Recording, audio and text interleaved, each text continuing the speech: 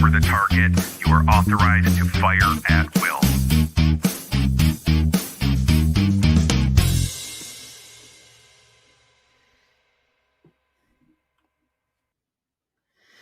Hey, thanks for stopping by Minnesota Black Robe Regiment. You're tuning in. Well, if you're tuning in live, you're here for TC and Friends Monday Night Musings. I don't know if my guest tonight is ready to be on the friends list, but we certainly have been communicating a little bit and on Twitter.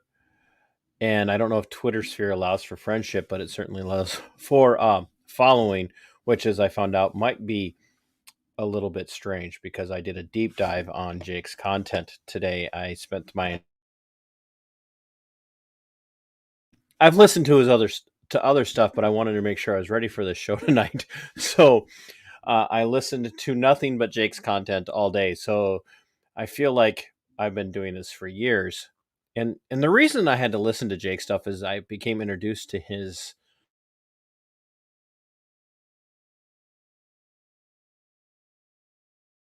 he was on Josh Slocum's Disaffected podcast here just several weeks ago, and I'm like, I got to get this guy on because he talks about things that nobody else is willing to touch, and some of that is mental health and gun ownership. Because in my neck of the woods, if you own guns, you probably have a mental health problem in the eyes of most mental health professionals. And most mental health professionals would tell you that gun ownership is a sign of mental health concerns. Jake doesn't have that view, and I'm not even going to attempt to say his name because when Josh said his name, he got it wrong.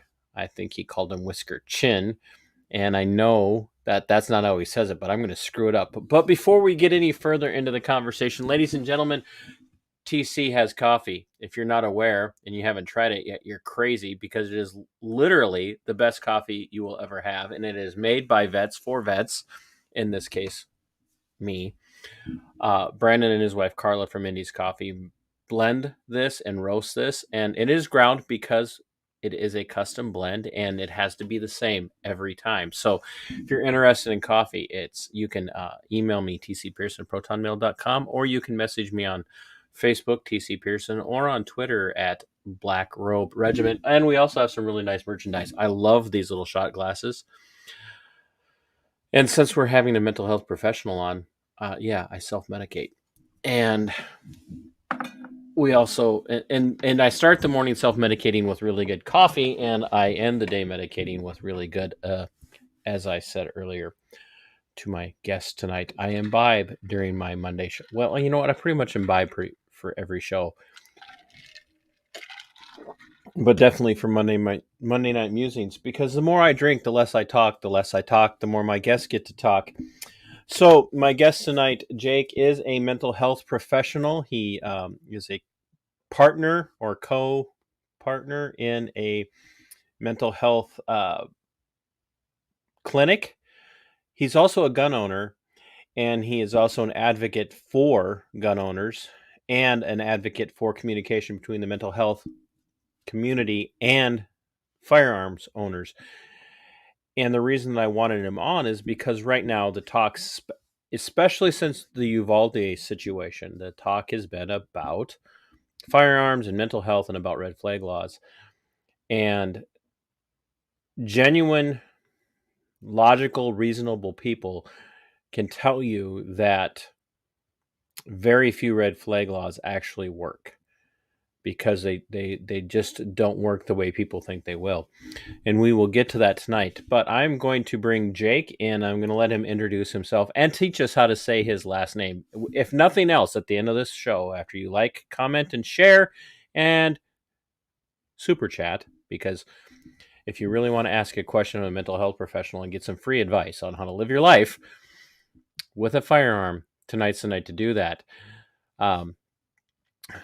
So what we're going to do is we're going to bring him in and we're going to say, Jake, thanks for doing this. We've been communicating for a couple of weeks trying to make this happen. Thanks, TC. I appreciate you having me on. It is pronounced Wiskerchen, so thanks Wiskerchen, not chin. No. The emphasis is on the middle syllable. if you will, Wiskerchen. And I am a licensed marriage and family therapist by trade. So I have my license in the state of Nevada. I used to co-own, but recently went through a buyout of my partner about a year ago. So I fully own a company called Zephyr Wellness. It's probably displayed on my t-shirt here in Northern Nevada. And we do lots of things. And I wear lots of hats, and nobody cares about a verbal resume. So I'm going to stop there. We care about your verbal resume because, you know, we are practitioners of the appeal to authority logical fallacy here. Yes. And yes. so if I can get one person who is a professional who also owns firearms, then I am going to appeal to that authority for the rest of my life. So, all right. So you do practice in the mental health field. What exactly do you do? What would you say you do here? Where do we start? Mostly what I do, or what I should say, what my company does is we do individual psychotherapy. So it's here individual. That's usually lumped together with group, family, couples. So all of that is like face-to-face talk therapy. So we do counseling, and lots of people have gained lots of benefits over the years from talking about their stuff, because at bare minimum, it takes those imprecise, nebulous thoughts in your head, makes them a little more concrete when they come out of your mouth in actual word form, and you can't run from them anymore. Once you speak it into existence, it's like, oh, there it is, and I just shared it with somebody. Now I can't like do mental acrobatics to avoid this thing that I've been agonizing over. So talk therapy is very useful because it concretizes a lot of our stresses, anxieties, our woes, and then you have a professionally trained sounding board, i.e. me, to bounce this stuff off of and gain some different perspective and insights and framing and so forth. And then hopefully at the end of that, you get some different direction too.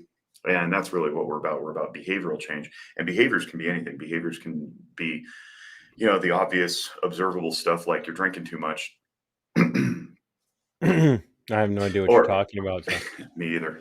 Homebrewer, by the way. There's another part of my verbal resume. This is an Irish red that I don't even know when I made this. Probably like 8 months ago. It's just chilling in the back of the fridge. It tastes great. So, you brew your own reds? I do. I brew lots of things. I've been doing it for about 11 years, 10 or 11 years. So so I'm drinking homebrew right now. So you self-medicate yourself after listening to everybody else talk about self-medication all day. That's not something we shy away from.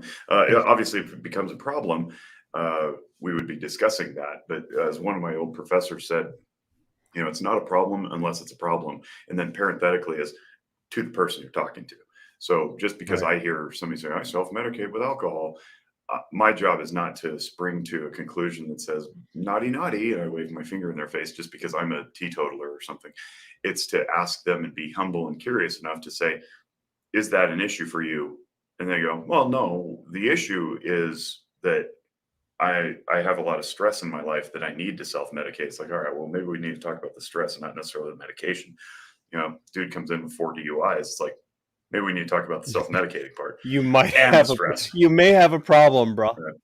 So, and we could get in all that too down the road if you want, but parsing out, symptom from problem and stuff like that. But basically, when people come in, they have a problem, they state it, and I say, all right, well, what do we want to do about this? That's roughly a goal formulation, and then beneath that goal, we have objectives. Hopefully, these are measurable and quantifiable and time limited. And then we jump to intervention, which is what do we want to do to get the objectives accomplished to achieve the goal, to solve the problem.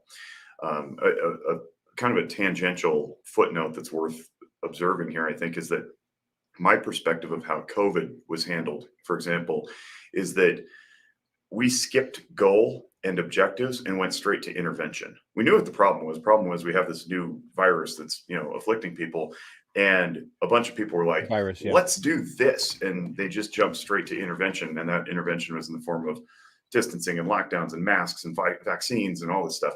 And it's like, did anybody bother to ask what the goal is and how we know when we get there? So a lot of that really frustrates me when I see these public health interventions thrown out and we don't stop to say, well, what are we trying to achieve? i.e. gun violence, or I should say, e.g., gun violence, we say we got to stop gun violence. Like, all right, we need some quantifiable, measurable, achievable, by the way, uh, metrics, and then we want to measure them in a time limited fashion. So, like from here to here, what did we do that made a difference? How did we move the needle? And that gets back to why you had me on the show in the first place, which is guns and mental health. I'm part of an organization called Walk the Talk America, which you can find out at WTTA.org. Walk the Talk America, WTTA.org. We're trying to bridge the gap between these two seemingly competitive and non-coexisting entities or cultures by saying, look, you can do both. You can be both. You can be a firearms owning practitioner like I am and walk in both worlds. And we don't have to stand across this self-imposed chasm pointing fingers at each other when tragedy strikes. And so a big part of that includes looking at data and saying, well, where do most gun deaths happen? And that's suicides. And if anybody's not familiar with the numbers, roughly 2/3, it's a little short of that, it's about 64%, some years it's 62% of all firearms deaths are suicide. So no amount of AR ban is going to fix that. No amount of magazine capacity restriction is going to fix that. Because it takes one bullet to end a life if you're talking suicides. Now, 32-ish% are homicides. And within that subset of homicide deaths, less than 1% are mass shootings. But what gets our attention? The mass shootings, because they sell clicks and ads and headlines and so forth. So everybody Not to focuses mention on the mass fact that shootings. they redefine mass shooting every time there's a Well, mass yeah. shooting to up their numbers. I mean, not to sound conspiratorial, but No, there's a they that we need to identify too here, and it's we can loosely lump it under people who want to control things, and what is this thing that they want to control? They want to control tragedy, they want to control death, and that's reasonable. That's a human nature thing. I'm a healer. I think I'm in a healing profession. I want to prevent tragedy where I can, but within that demographic of people who want to stop bad things, I think a lot of them are really coming from a place of good, honest, heart-rending compassion. They just don't know how. And instead of being humble and curious, like I mentioned earlier, and saying, well, hey, firearms community, how do you think we should address this? They just ignore that and push through. So that's the they. They might be policymakers, but they also includes places that selectively define what a mass shooting might be. And that would be places like Gun Violence Archive.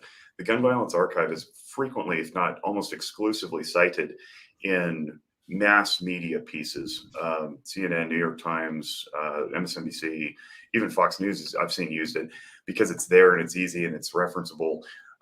But what Gun Violence Archive does, and they say this on their website, they count a mass shooting as 4 or more people, not necessarily dead or injured, but present for the shooting. So it's like you could shoot one person in a supermarket, and that's counted as a mass shooting because there's the ripple effect ostensibly affects more people. And it's like, well, now you're running fast and loose with the definition, and I don't think that's an appropriate way to promote policy. So we do have to pin these things down, and we have to agree with what the language means before we can even move forward.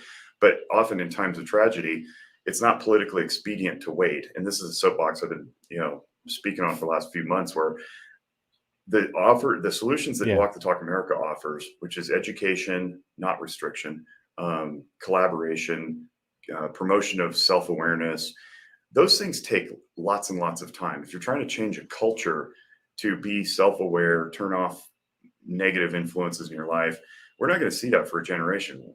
And politicians need to get elected next election cycle. So they can't wait. So there's this hurry up knee-jerk panic to go push through a policy that they can then point to upon reelection and fundraising and so forth. And they don't want to wait for the results on the long-term stuff.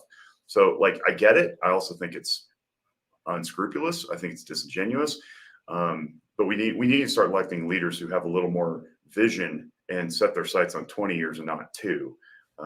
So we can get into all the tactics and the strategies that we're working on now a little bit later, but I want to pause and take a drink of my delicious Irish Red and see what question you have or if anything popped up in the. Something tells me that it's better than Killian's, And yes, ladies and gentlemen, he is drinking out of a red Solo cup. So we're gonna I just lift you up.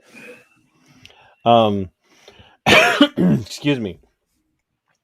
So one of the things that struck me about your conversation when you were on with Joshua on Disaffected was the idea of having to come out of the closet, ironically, or maybe not ironically, considering whose show you were on.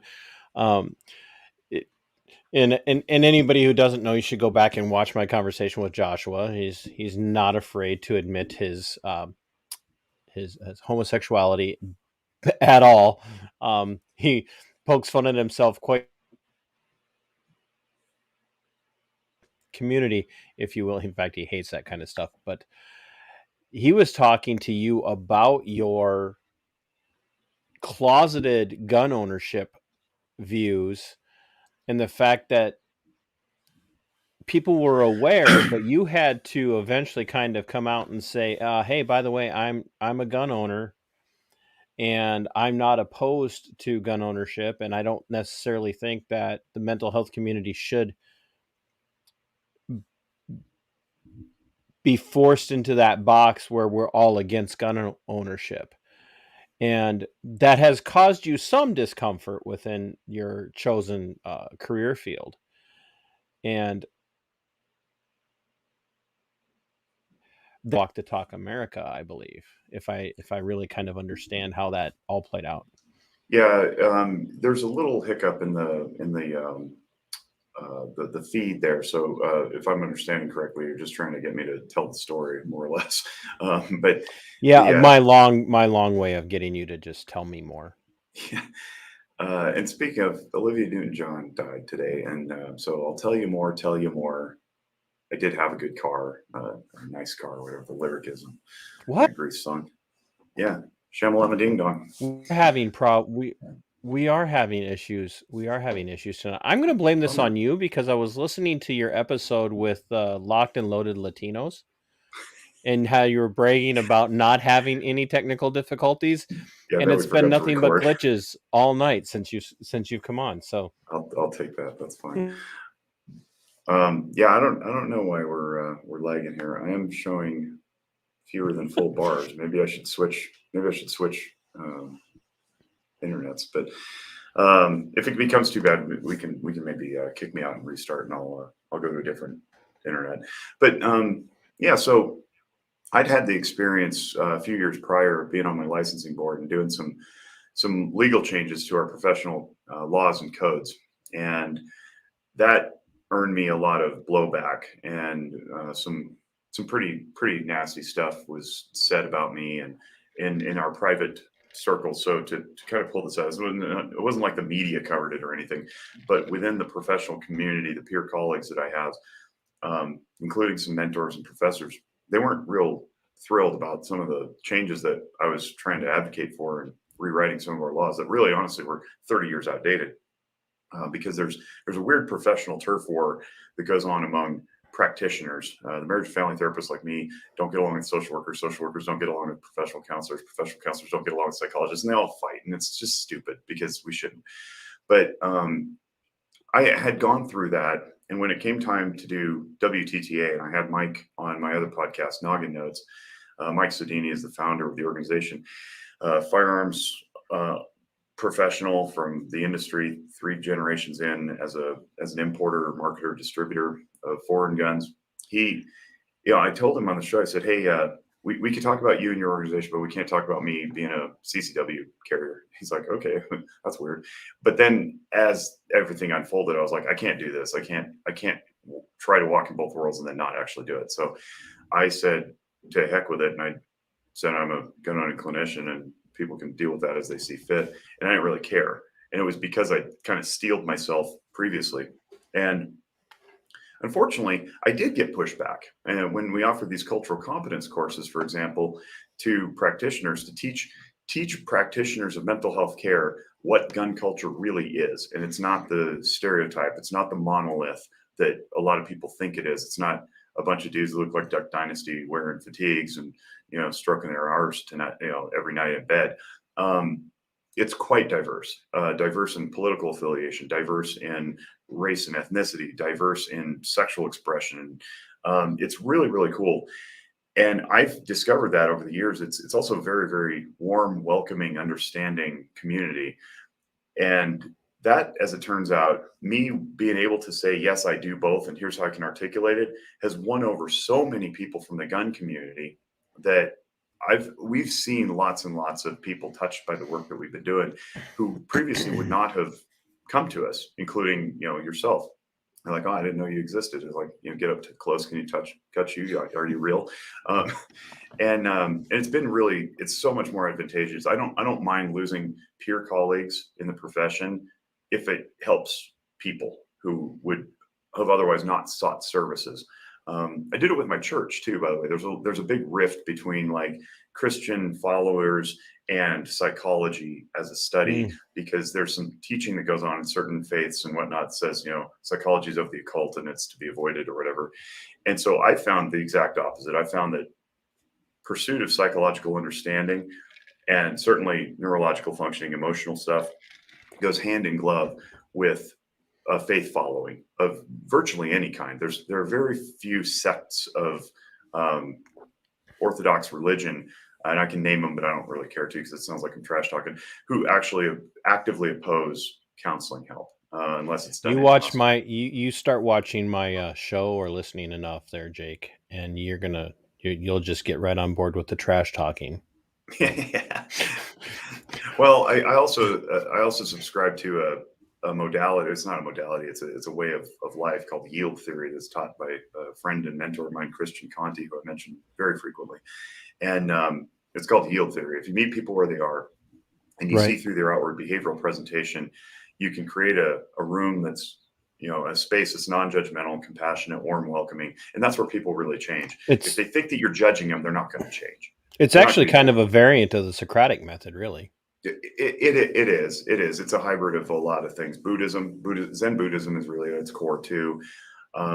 Being non-attached and so forth, and also acknowledging that people can change. I think that's one of the biggest problems afflicting our conversation now about many, many topics, which is that we paint people with a brush, we stick a label on them, we put them in a box, and that keeps things nice and neat. Yeah, it keeps things nice and neat, but it doesn't allow for progress. It doesn't allow for evolution and growth and dynamism, which is really at the heart of what I do as a clinician. Is I want to help people grow. I want them to become more than they think they are and realize their full potential. You can't do that if you're putting labels on people, especially if they're epithet labels like gun owner. I'm never going to work with those people. And I heard a lot of that because in our circles, there's lots of conversation, and I'm sitting there going like, you guys, I'm right here, right? Like, oh, you wouldn't know that because I've never told you that thing. But a lot of that judgmental talk happens. And so I'm trying to push a bit against that. So we're trying to invite clinicians in to be, to acknowledge that half of America, by most statistical polls, either owns a gun or lives with one or more. That's half your potential clientele base. Like, why would you make a conclusion? Why would you draw lines around that to say they are all alike and I'm not going to deal with them because they kill babies or whatever? It's like, that's totally inappropriate if you're trying to help somebody through a problem. So the flip side of that is to demystify. And if you're like me, you're probably within 5 feet of a gun anywhere within your own home at any time. Absolutely. And different geographical areas, that number skyrockets. Like here in Northern Nevada, it's probably north of 70%, which means 3/4 of your clientele that are going to walk through the door of your outpatient clinic are going to be gun owners. You really need to be careful about how you're perceiving that person. So I'm trying to bust through some of these conceptions. Well, frankly, and there again, having done the deep dive today, especially because I wanted to make sure I was not fully aware of all your views, obviously, but just kind of grasping where you're at, because I don't like to do a show where I don't have an idea of who my guest is and what they're thinking. Smart. But having listened to especially to have it fresh in my mind, you don't want to alienate a segment of a community who is currently alienated. And I was listening to Noggin Notes, which is another one of your shows. I think you do 2 regular shows, Noggin Notes and Guns and Mental Health. And you had a guest on, and I cannot remember his name, but you were talking about him having been an EMT and in that first responder community, and then getting his licensed clinical social worker. Eddie And Davenport. Yep. yeah, Eddie's one of our WTTA board members, actually. and then him also dealing with PTSD, and the reality that you take law enforcement world, you take the military career field, and you even mentioned like even regular, not to downplay it, but even your regular kind of construction type laborers are terrified of having to admit that maybe they have especially like something like PTSD or something else, having that kind of diagnosis. And the way that we treat these people is if somehow they're weaklings and they're pathetic and we don't want them around us. And they also happen to be hunters or gun owners or whatever it is. And you tell them that they shouldn't have a gun because they have this weakness and they're more dangerous. The last thing they're going to do is seek the help that they really need, which is actually more dangerous that's actually far more dangerous than them owning the gun and getting help. It's the same thing that we combated with any other culture that we're not familiar with, and we've gotten training on over the years. Started off with race, moved into sexual orientation. Now it's gender identity, and we want to be savvy about what people perceive when they come into counseling. It's scary. It's spooky enough to just come in and say, I'm struggling with something and it's super private and I don't want to talk about it. Right. So the fact that somebody's even made the effort to get in is pretty remarkable in most cases. It's getting a little better these days. I'm also afraid the pendulum has swung a little too far to now it's almost popular to have a mental illness, especially among children, because there's social credit to be gained at being a victim of some kind. And that's sort of how you can hide behind mental illness. Like, oh, look at me, look how bad things are in my life.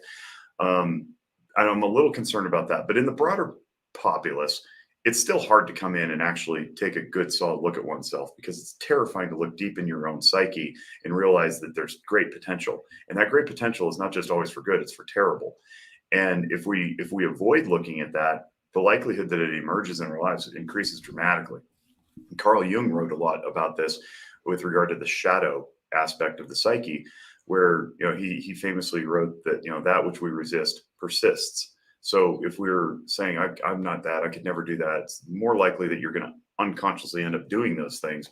I'm not an abuser. I'll always treat my wife respectfully. It's like, yeah, let's talk about how you actually talk to your wife. Yeah, maybe you've never hit her, but do you speak with love? And it's like, well, no, not all the time. I mean, for crying out loud, I'm a family therapist, and I still yell at my kids, periodically, maybe more than that. But it's like depending on how many of your Irish Reds you've had. So that actually calmed me down. Because self-medication is always good, ladies and gentlemen. But it's a thing, and we want to demystify counseling. We want to return normalcy to acknowledging that you're struggling, just the same as you would with any physical ailment. And a lot of people have trouble with that too. They don't like going to doctors. I don't want to learn what's wrong. At bare minimum, it requires maybe a different regimen. I have to make some diet changes, to deal with the physiological ailment that I have. Maybe I have to have surgery. That's painful. But is it going to be more painful than if I just limp? It's like there's lots of reasons to avoid treatment and care, because it's just hard to change. It's hard to acknowledge that you're suffering. And then it's really hard to ask for help in that suffering, particularly if you're raised in a family or a culture that doesn't acknowledge that. There's lots and lots of people. Fortunately, Noggin Notes I'm very proud of this. It's international, truly international. We have 3 Noggin Notes podcasts, mine, which started in 2017. And then we've got Noggin Notes Africa and Noggin Notes Cambodia that sprung up in 2021. And I've learned so much from talking to people from around the world about the perception of mental health and mental illness, and how they do or don't talk about it in different parts of the world, and how that's unintentionally created a stuffing down of the problems to the point that they become even worse. And that's what the clinical community has done with firearms owners, is they've stigmatized firearms owners. Whether or not they want to admit it, whether or not they think their efforts are noble, is irrelevant. The result is people are avoiding care and they're taking their own lives. And if they're not taking their lives, they're diving into bottles of all sorts, pills or booze or whatever. Their marriages are on the rocks. They're not parenting well.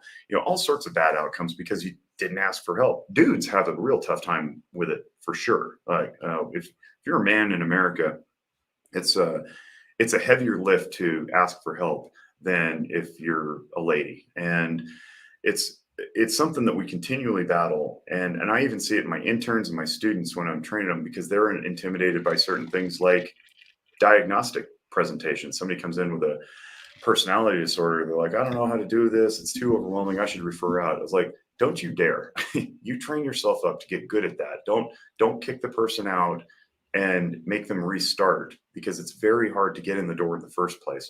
And I don't want that happening to firearms owners who finally, that one day, things are so bad that they come in, they're at the bottom of what they think is the bottom. And we're like, I don't know. I'm not really listening to you because I already made my mind up about who you are. Like, that's super wrong. I do want to address something that was posted in the YouTube chat there. Walter says all these numbers, but what about my feels? And it's a little tongue in cheek, but that's a real thing. Like, we're driven by emotion.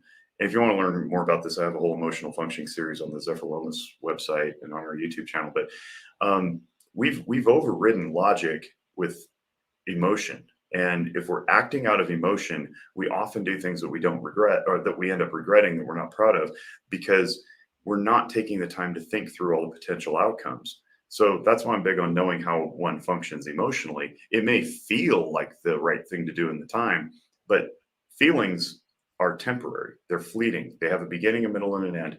And if you take the time to just wait and sit in it and push through, you'll realize that probably that decision you thought was a good one isn't a good one. And when we do that, when we take the time to sit in our emotions and feel them fully, things tend to resolve a lot cleaner and more efficiently. But why don't we sit in emotions? Because they're uncomfortable, because they push us into a vulnerable spot that we're not trained to deal with. And that can often backfire when people aren't used to it. So, why don't people ask for help? It's vulnerable. Why don't you talk to your spouse about the fight that you had? Well, because it's vulnerable. And what vulnerability comes with risk. Risk of what? Pain. You could get shut down. You could get yelled at. You could get ignored. And, at the end of the day, who wants more pain? So it's easier just to stuff it down, avoid, disengage, bail out. And I'm trying to invite people to do the opposite, to engage, to push through, realize that it's temporary. The world's not going to spin off its axis just because you're sad, and then feel it fully. And then your brain learns too along the way. It's like, oh, I've been here before. I can do it again. And that's a message I want to share too. It's like, don't act out of your emotions. Emotions are there to inform you of what to do next, but then you use the frontal lobe to make that decision on what it is that you want to do. We just need to get better at that as a culture, as a society, neighbor to neighbor. And the way we do it is we sit and we listen. We don't try to solve. We don't try to pull people out of their pain. We just sit with them. And that's hard. It takes practice. I want to go back. I want to be the circle back person now. Okay, Jen. Just call me Jen. Yeah, there you go. Go back to what you said about the church, and even, so like, I come from a very reformed Calvinistic perspective, and my friend Walter, who is watching, he's been on my show a couple of times. I've co-hosted with him on when we filled in on a radio show. So Walter and I have a history, so I know his somewhat sarcastic, as you picked up on, his somewhat humorous response. But you're right, that is kind of the feeling. But a lot of what we deal with in the Christian world today, especially, is exactly the absolute patent rejection of anything that could be mental health. PTSD isn't what you think it is.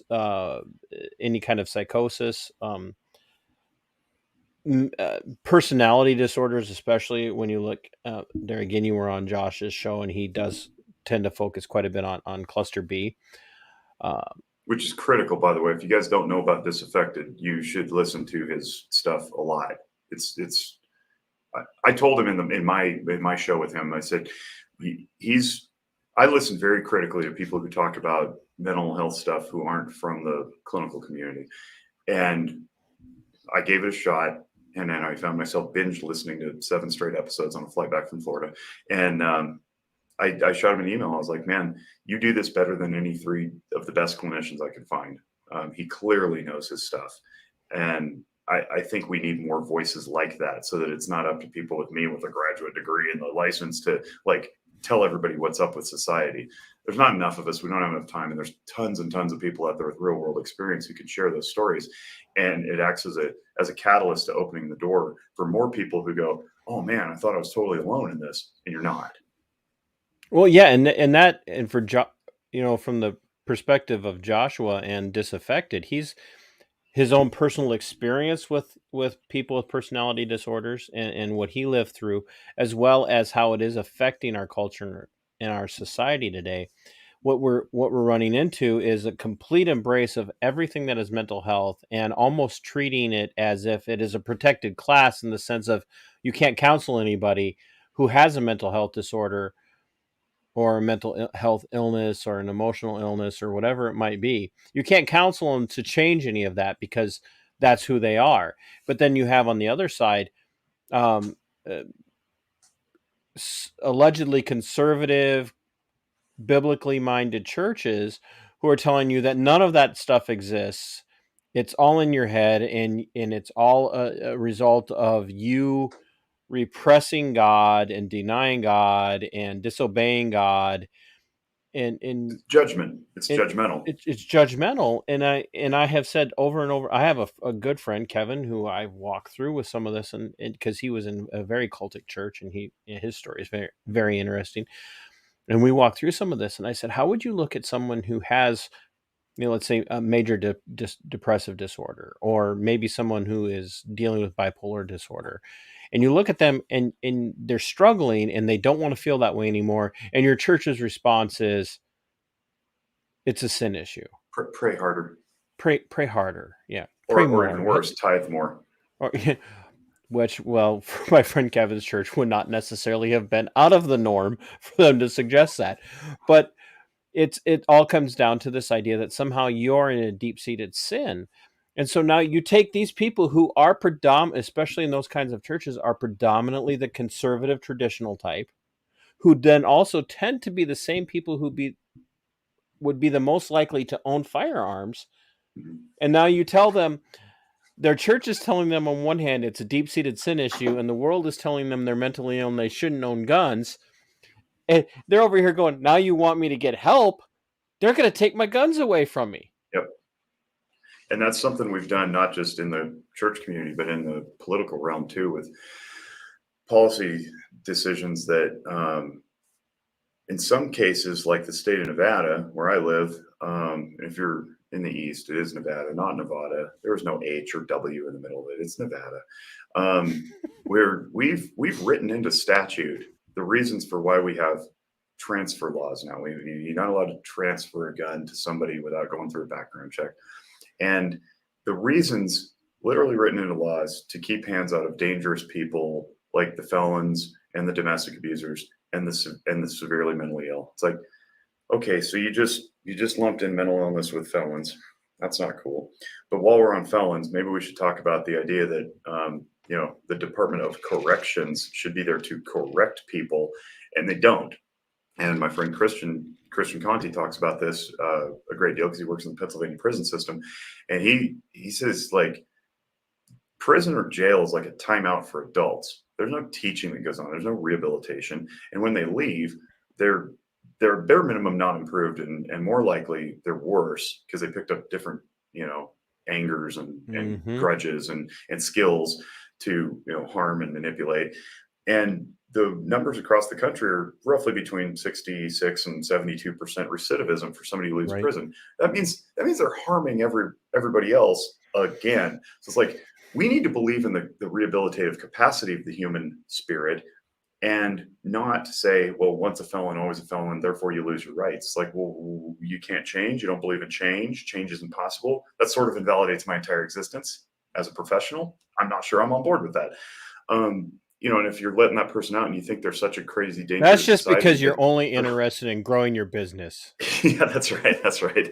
I'll get to that in a second. But it's actually the I opposite. knew you would. That's why I brought Yeah. it up. So But it's like, if they're that dangerous, you keep them locked up. You don't let them out with restricted freedoms where they have to like declare on a job application that they have this scarlet letter. Like that's horseshit. Like what message does that send to people that they're irredeemable because of a mistake or even a series of mistakes that they made? well, I just don't buy could that. speak to the reality of what you're saying because I spent the last almost 13 years working for a local sheriff's office, third largest metro area in the state of Minnesota.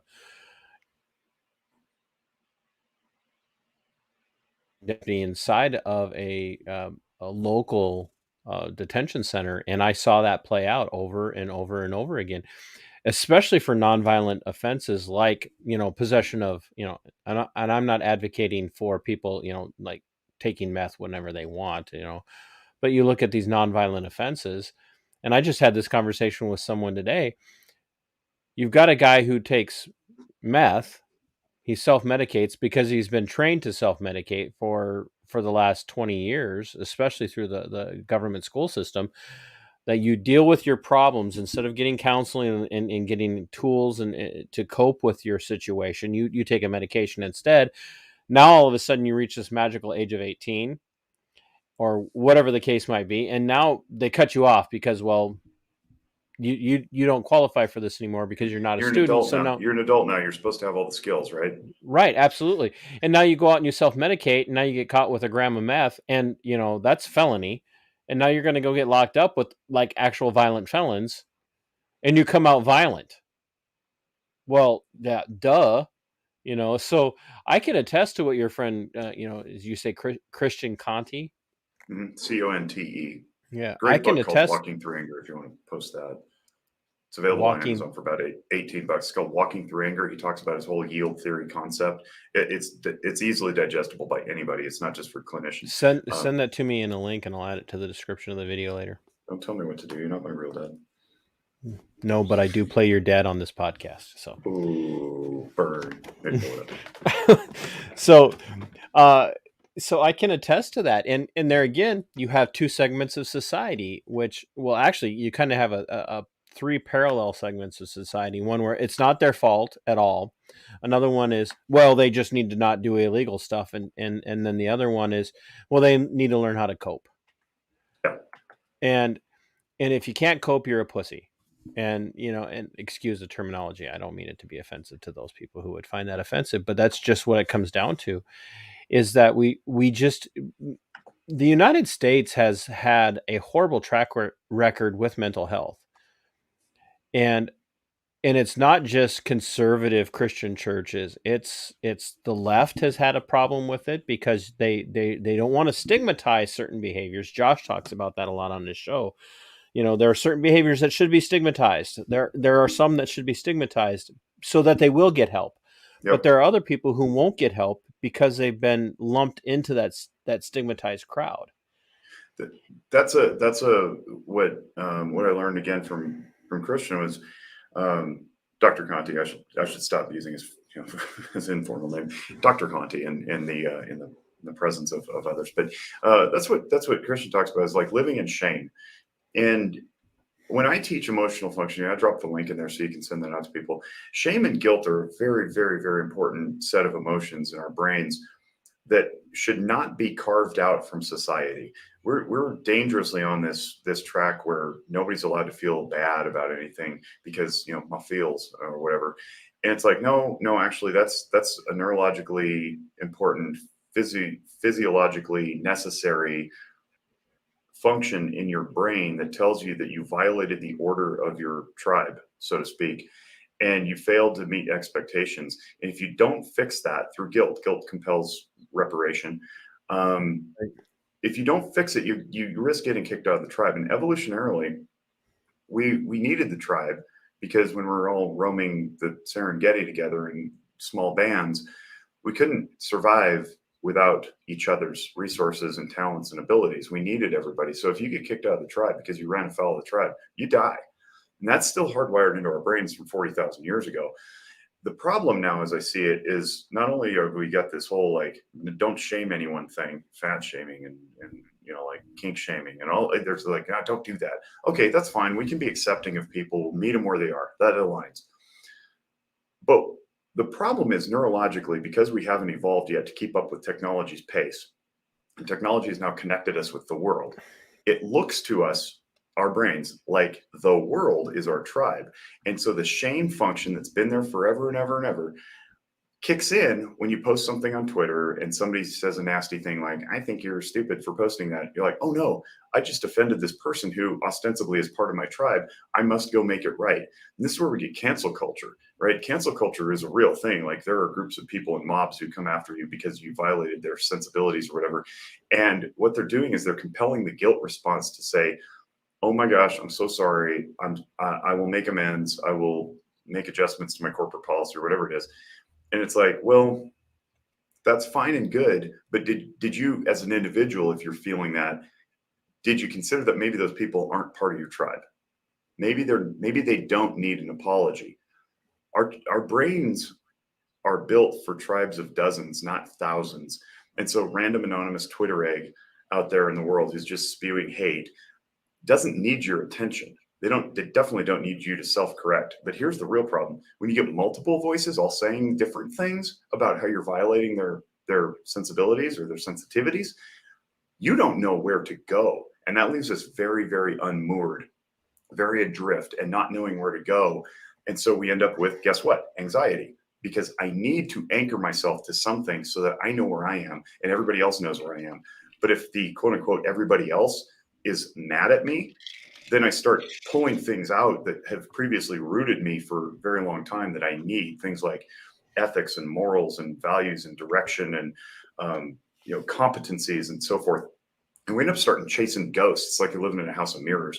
And that's not good. And that creates more mental illness, which then lands in my lap. And I go, well, let's talk about, where you are, who you are at your core and what you want to be. It's like, but and Josh would talk about this, but my mother would think so ill of me if I went into the medical profession because she's an artist and she never trusted doctors. And it's like, maybe your mom shouldn't be living your life. Maybe you should be living your life. And that's a hard conversation to have because you're questioning something that you've long held and believed in and probably served you really well for a long time. And now it doesn't serve you anymore. So all this feeds together to say, if you know where you are and you have a strong personal constitution and you can tolerate the emotion that comes with blowback, you're probably likely to actually get more people into your tribe who do value you, care about you, and will serve you in a certain way. They'll be edifying.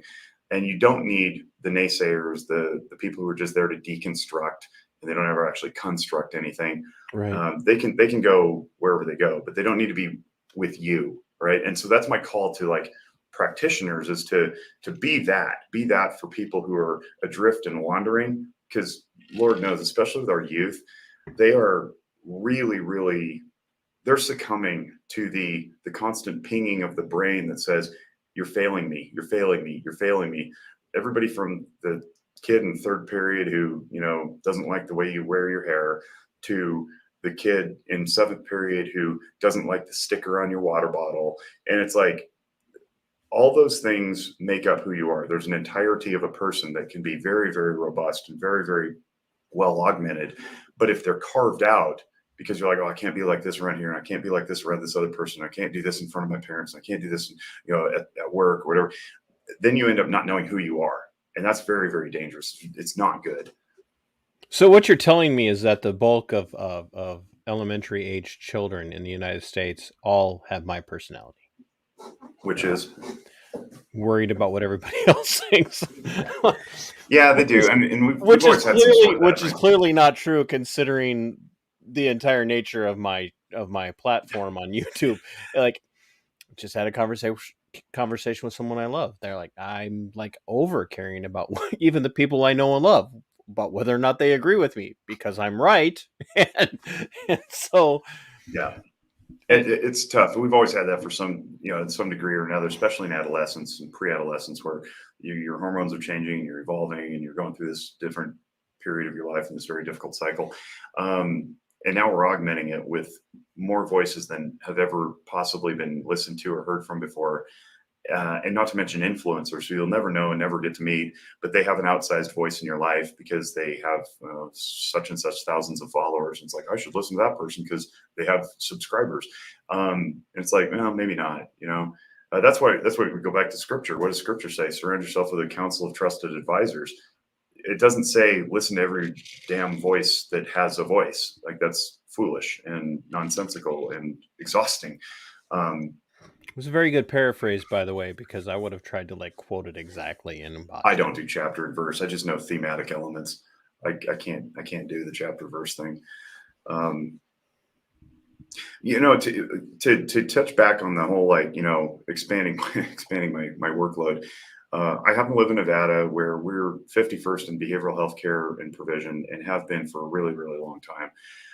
I say 51st because Mental Health America, which puts out the ranking the states report annually, generates this report on where you exist in this stratified, you know, list, and they count DC. So 50 states plus DC.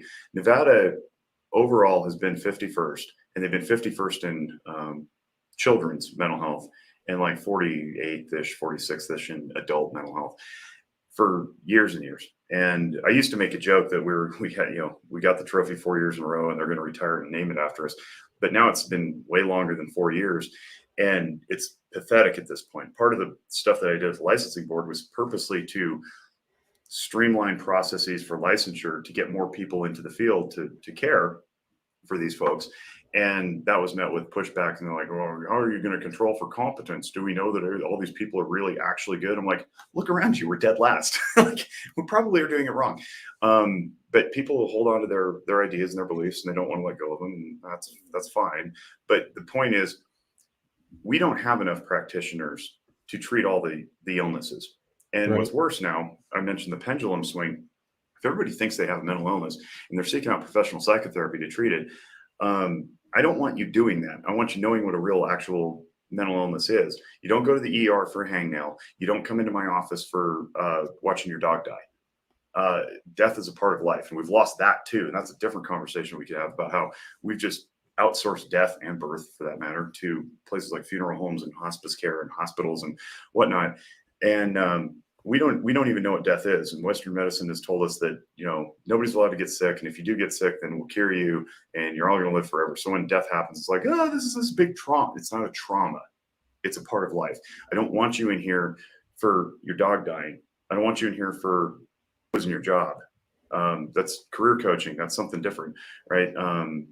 What you should do is surround yourself with a community of people who is going to uplift you, give you some resources, you know, a place to stay if you need it, if you can't pay your rent, and then eventually you get another job. I don't want to add another appointment to your calendar to talk about existential crises when you need to pay your bills. That's not appropriate. So I'm actively trying to get things out there like this podcast, like emotional functioning videos, social media posts, which again also incurred wrath from my professors, because like, you're not supposed to be on social media. We should all live in the dark. It's like, no, that's what stigmatizes us. Like, that's why people don't want to come in here, because they think that we're weird. We're not normal in Costco. I was literally told in grad school to push my cart the other way down an aisle and not acknowledge my patients if I see them in the grocery store. It's like, no wonder nobody wants to come in and see us. So there's more than enough demand. I want to keep people out of my clinic.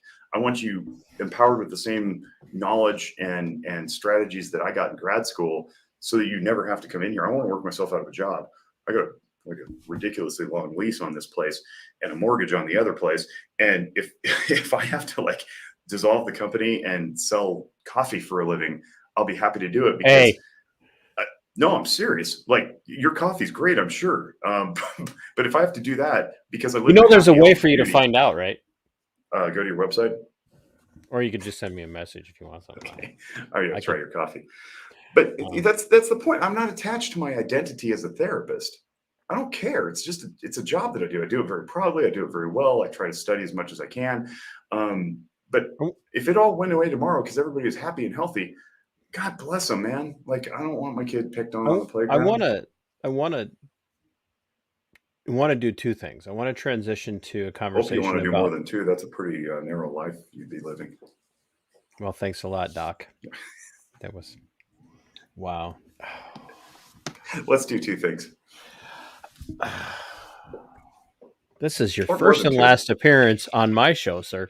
And that's the podcast. Thanks for tuning in, ladies and gentlemen. I like people with a sense of humor, just not one like yours. So there's I want to do two things in particular in the moment. I want to transition more towards a conversation about why we should be concerned about red flag laws. Yep. And as a mental health professional and a gun owner and as a person who is inextricably linked to Walk the Talk America, why that's important. But I want to also relate a personal experience that kind of goes to what you were saying about kind of the mentality with mental health in the mental health profession today is. So about 5 years ago, almost 5 years ago, I was seriously assaulted in the line of duty. I had a guy that decided he wanted to kill me, and if another deputy hadn't been in the right place at the right time, we may not be having this conversation because this guy was pretty serious about it. And pretty soon after that happened, I had a fellow deputy who, massive amount of respect. She's a captain now in the organization that I used to work for, but she had come up to me and she's like, "You need to get some help." And I'm like, "What are you talking about?" She goes, "You've changed." And I'm like, "Well, what do you mean?" She goes, "Well, you've changed a lot since you started, but ever since the assault, you've really changed." And I'm like, "Well, I'm really not comfortable with that." And I'm sure you can understand why, because when you're working within that law enforcement world, the thing that you're always most concerned about is that fit for duty Fitness idea, for duty. Yep. fitness for duty. And it's funny because when I took the psych eval, the psychologist that they had me, all of us talk to was like, "Well, you pass, but you'll never pass again." And, and I'm like, "Thanks a lot, doc." And I go, "What do you mean?" He goes, "Because I've watched enough of you come through here that the job changes you." And what he was saying is not that he thought we were all going to be psychotics, sociopathic serial killers, but it's just you become a certain type of jaded individual doing what we did. And I found that out through conversation with him over time. But she approached me and she's like, I want you to go get some help. And I'm like, "Well, what do you mean?" And see, and I respect that because that's a person who cares and gives a damn. And she was a vet on top of now being a deputy in a detention center. And she had gone through some crap and wasn't afraid to talk about it. And she's like, "No, I see things in you." And so she helped me find a place to go. And I was filling out, and I was listening to your stuff today. And I was filling out the rote, a self-assessment. Do you have this? Do you have this? Do you have these experiences? Do you have this? And I'm filling it all out, and I'm going, "Yeah, I'm gonna lose my job," and I went in, and the very first session I sat down. He was supposed to be a person who was very proficient in dealing with the law enforcement community, and I'm like, I don't really know that I believe that, but anyway, he said, "Well, I'm going to tell you that I'm not going to diagnose you with PTSD, but I am going to diagnose you with or give you a what did he say? How did he say it? Is it adjustment reaction or a reaction adjustment? Adjustment disorder with, and then it's what disturbance of mood and Yeah, There's whatever a few it of is." them. And he says, "So I'd like to see you a few more times." And I'm like, "At least." And I'm like, "Okay."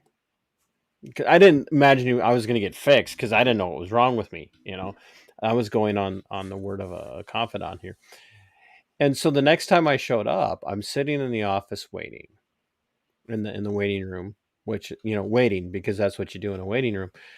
And these two adolescent girls are sitting there, and I'm trying, I'm always in deputy mode at this point in my life. I'm trying, you just hear everything that's going on around you. And I'm trying to play a game on my phone because I don't want to be engaged in this conversation, and I'm just listening. And here's what I heard. And I know this will not surprise you. They were exchanging diagnoses. They were literally bragging, and they were doing the, "Oh yeah, but I have game. Mm-hmm.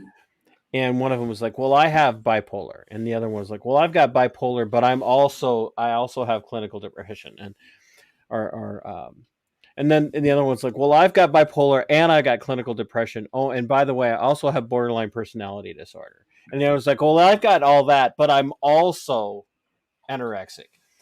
And I'm not exaggerating. This went on for 20, 25 minutes while I was waiting for my appointment to start, where they were going back and forth, literally exchanging all of these diagnoses that they had and bragging about it and talking about how it made them feel empowered to have all of these things and to be able to tell people when they were getting picked on, you can't pick on me because I'm this.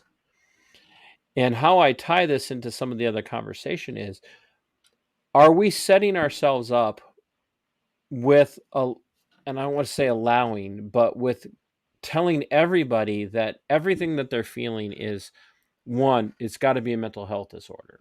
And this kind of goes back to this idea of not adjusting to disappointment, not adjusting to death, in these things that are shocking in our lives. And how does that affect things like red flag laws? How does a guy who's dealing with PTSD or something else, or a gal, how are these things? How are we to adjust to this when no one's really being treated in a way to get them out of that lifestyle, but to keep them in it and dependent on the system to deal with it for the rest of their lives? Multiple answers there. Okay, great, because we have plenty of time. So here's the first thing I want to tackle is the idea of a diagnosis. Diagnosis should be hard to achieve because you have to meet criteria, and the criteria have words in them like extreme and persistent and pervasive. And it's like, well, how do you define that? Well, it's up to the user and the clinician to try to vet it out. But the problem with diagnoses is they sound permanent because my people have made them sound permanent by doing, whoa, you've got something or other, and it's going to take a long time. And that's been the narrative for a really long time. And one of the frustrating things is that a lot of us keep people on the calendar in perpetuity not because we're bad people, or some of us are just nervous and insecure, and we don't think that there's another person right behind them who's going to take that calendar slot. That's some of it. Some of it's greed, but it's less than you think. More often, we're trying to make people perfect when they leave, and of course that's not possible. But we don't even know what normal is, right? And really it's normal for the individual. So if you come in and you got some thing that you're dealing with, and I diagnose you with the thing that relates to it. Again, I go back to the treatment plan. Hit the goal, you discharge. Now, here's the problem. I view, and I'm a little anachronistic in this, that I think that the diagnoses in the DSM is an acronym for Diagnostic and Statistical Manual of Mental Disorders. That's the book that we use to know how things are and what to call them. I see diagnoses as symptoms, not problems. So you can have all the symptoms. That's great. You can get into a measuring contest of your favorite body part to find out, who's got the more bigger symptoms. All right, fine. What's the problem? If you treat the symptom and then another symptom pops up, you haven't fixed the problem. And then you end up playing what I call therapeutic whack-a-mole. And I don't want to get rid of your drinking. The image of that is just amazing. Pop, pop, And I don't want to treat your alcohol use to have anxiety pop up. Treat your anxiety to now you're chain smoking cigarettes. Treat your anxiety, treat your cigarettes. Now you got depression. It's like I'm just going in a circle. What got you here? And usually it's things that don't have a code attached to them. The codes in the DSM go to insurances, and insurance companies then reimburse me for my time. So, which you're grateful for, I'm sure. Yeah. I mean, that's a fight. That's always a fight, but that's healthcare broadly. Insurance companies have to play to their stakeholders, their shareholders, and make sure that they're fulfilling their fiduciary responsibility to make sure their pockets are lined. I'm trying to get people healed. Sometimes that requires more time. But I'm trying to get to the problem. And I've found in my experience that treating the problem, which doesn't have a code attached to it, which is something like don't know how to function emotionally, had trauma as a child, raised in violence, which is trauma, don't know where you're going in life, all those things that are imprecise but profound, they don't show up in the book. So we have to use a diagnosis, and then we get to the problem. If you're savvy as a clinician, you'll see the diagnosis and you just throw it out, and it's like something that goes on paper. We'll treat that and we'll figure it out. But along the way, I'm dealing with your problem. And it's like it's akin to unplugging the machine, so the moles don't pop up anymore.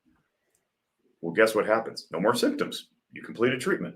So if I'm talking about family of origin stuff, or I'm talking about family system interactions, I'm dealing with your alcohol. I'm dealing with your anxiety. I'm dealing with your mood dysregulation.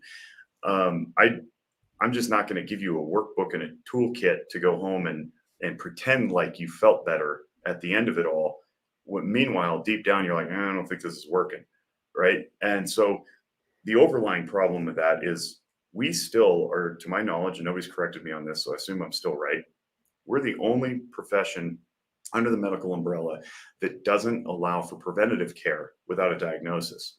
You go to your dentist 2 or 3 times a year, they don't diagnose you with a broken tooth, they just clean your teeth and keep you healthy.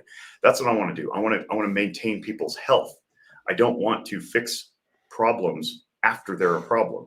And unfortunately, insurance doesn't pay for preventative care in mental health. I don't know why, because it's dirt cheap compared to the alternative, which is long-term care in my facility as an outpatient, or hospitalization, which is ridiculously expensive.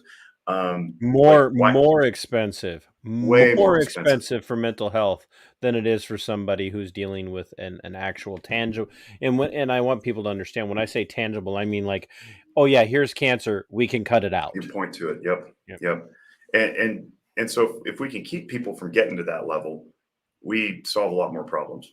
And people need to keep in mind too that for years, cancer, well, the tuberculosis is a great example. Before we could identify tuberculosis, we called it consumption, and we had no idea what it was, and people were just left to die, but we didn't know what it was. And we were afraid of it because we thought we'd get it. And mental health is still, here we are, it's 2022, and we have, there again, 2 sides of the coin, really.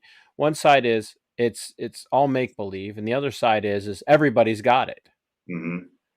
And that's not the answer to the problem. No, unfortunately, my profession is rife with people who buy into those things, and they just don't see it, and they talk in terms of the I am. You mentioned the I am bipolar, I am ADHD. Mm-hmm. Well, there's a problem there with language too. Is in English, we've got one version of the infinitive to be, and it sounds very permanent. So if other languages have multiple versions of this, like permanent and temporary. In Spanish, for example, you say estoy enojado, it's like I'm angry. It's like, but I'm temporarily angry. No, you say that. Hombre. I don't. Yeah. So, but if you say soy hombre, it's like I am a man. It's not really going to change, right? But also bizarre circumstances. And so we start saying I am instead of I have, or I'm struggling with. That creates a different context. Says I won't be at some point. So the more we say I am, the more permanent it sounds. And then it's like, well, if I challenge this as a practitioner, I'm challenging their identity. And identity is very personal. It's very deep. It's very permanent. That's why I don't like the whole gender identity thing. It's like you got a 5-year-old changing identities. It's like, you sure about that? Because that's pretty deep. Bob the accountant, I use this all the time. Bob the accountant is Bob the accountant. I am an accountant. And then, he ends up with some sort of midlife crisis because he's facing retirement. And he's like, I don't know who I am without my accountancy practice. It's like, well, Bob, you've got a family, you're a dad, you're a husband, you're a grandfather now. You still bowl Thursday nights.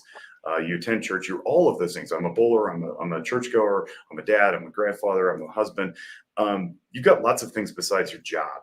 And that's where non-attachment comes in. We have to be non-attached to mental illness. One of the thing I say at the beginning of the WTTA podcast, Guns and Mental Health, is it's pre-recorded. It's my little disembodied voice that comes in. It says, mental illness can and should be overcome. We just need to get people to believe that. And that's true almost all the time. Very, very rarely is somebody afflicted with a mental illness that never goes away. And those who do, I would strongly challenge the interventions that are being used to address that. It's like lifetime on Seroquel because you're psychotic. Remember, notice how I said you are psychotic. It's like, or you're struggling with psychosis, and we need to figure out how. Now, if they're not in a capacity to engage in conversation, that's a different thing. But that's so cosmically rare. It's not even worth discussing. Not in this platform. Not when people are struggling with normal life things that will pass because they're temporary. So we want to hold loosely to this I am diagnosis thing because we do push through. That's the whole idea. The problem is culture broadly and through legislation like red flag law says, felons, domestic abusers, and those with mental illness. You are my new co-host. Yeah, you're very good at this. Like they lump it into one category and say your PTSD is never going to be cured. Take your guns away. Like what? No. What does that say about me as a practitioner? I'm trying to help this person through it. Well, as if taking the guns away is going to cure that somehow. The law doesn't even write to that.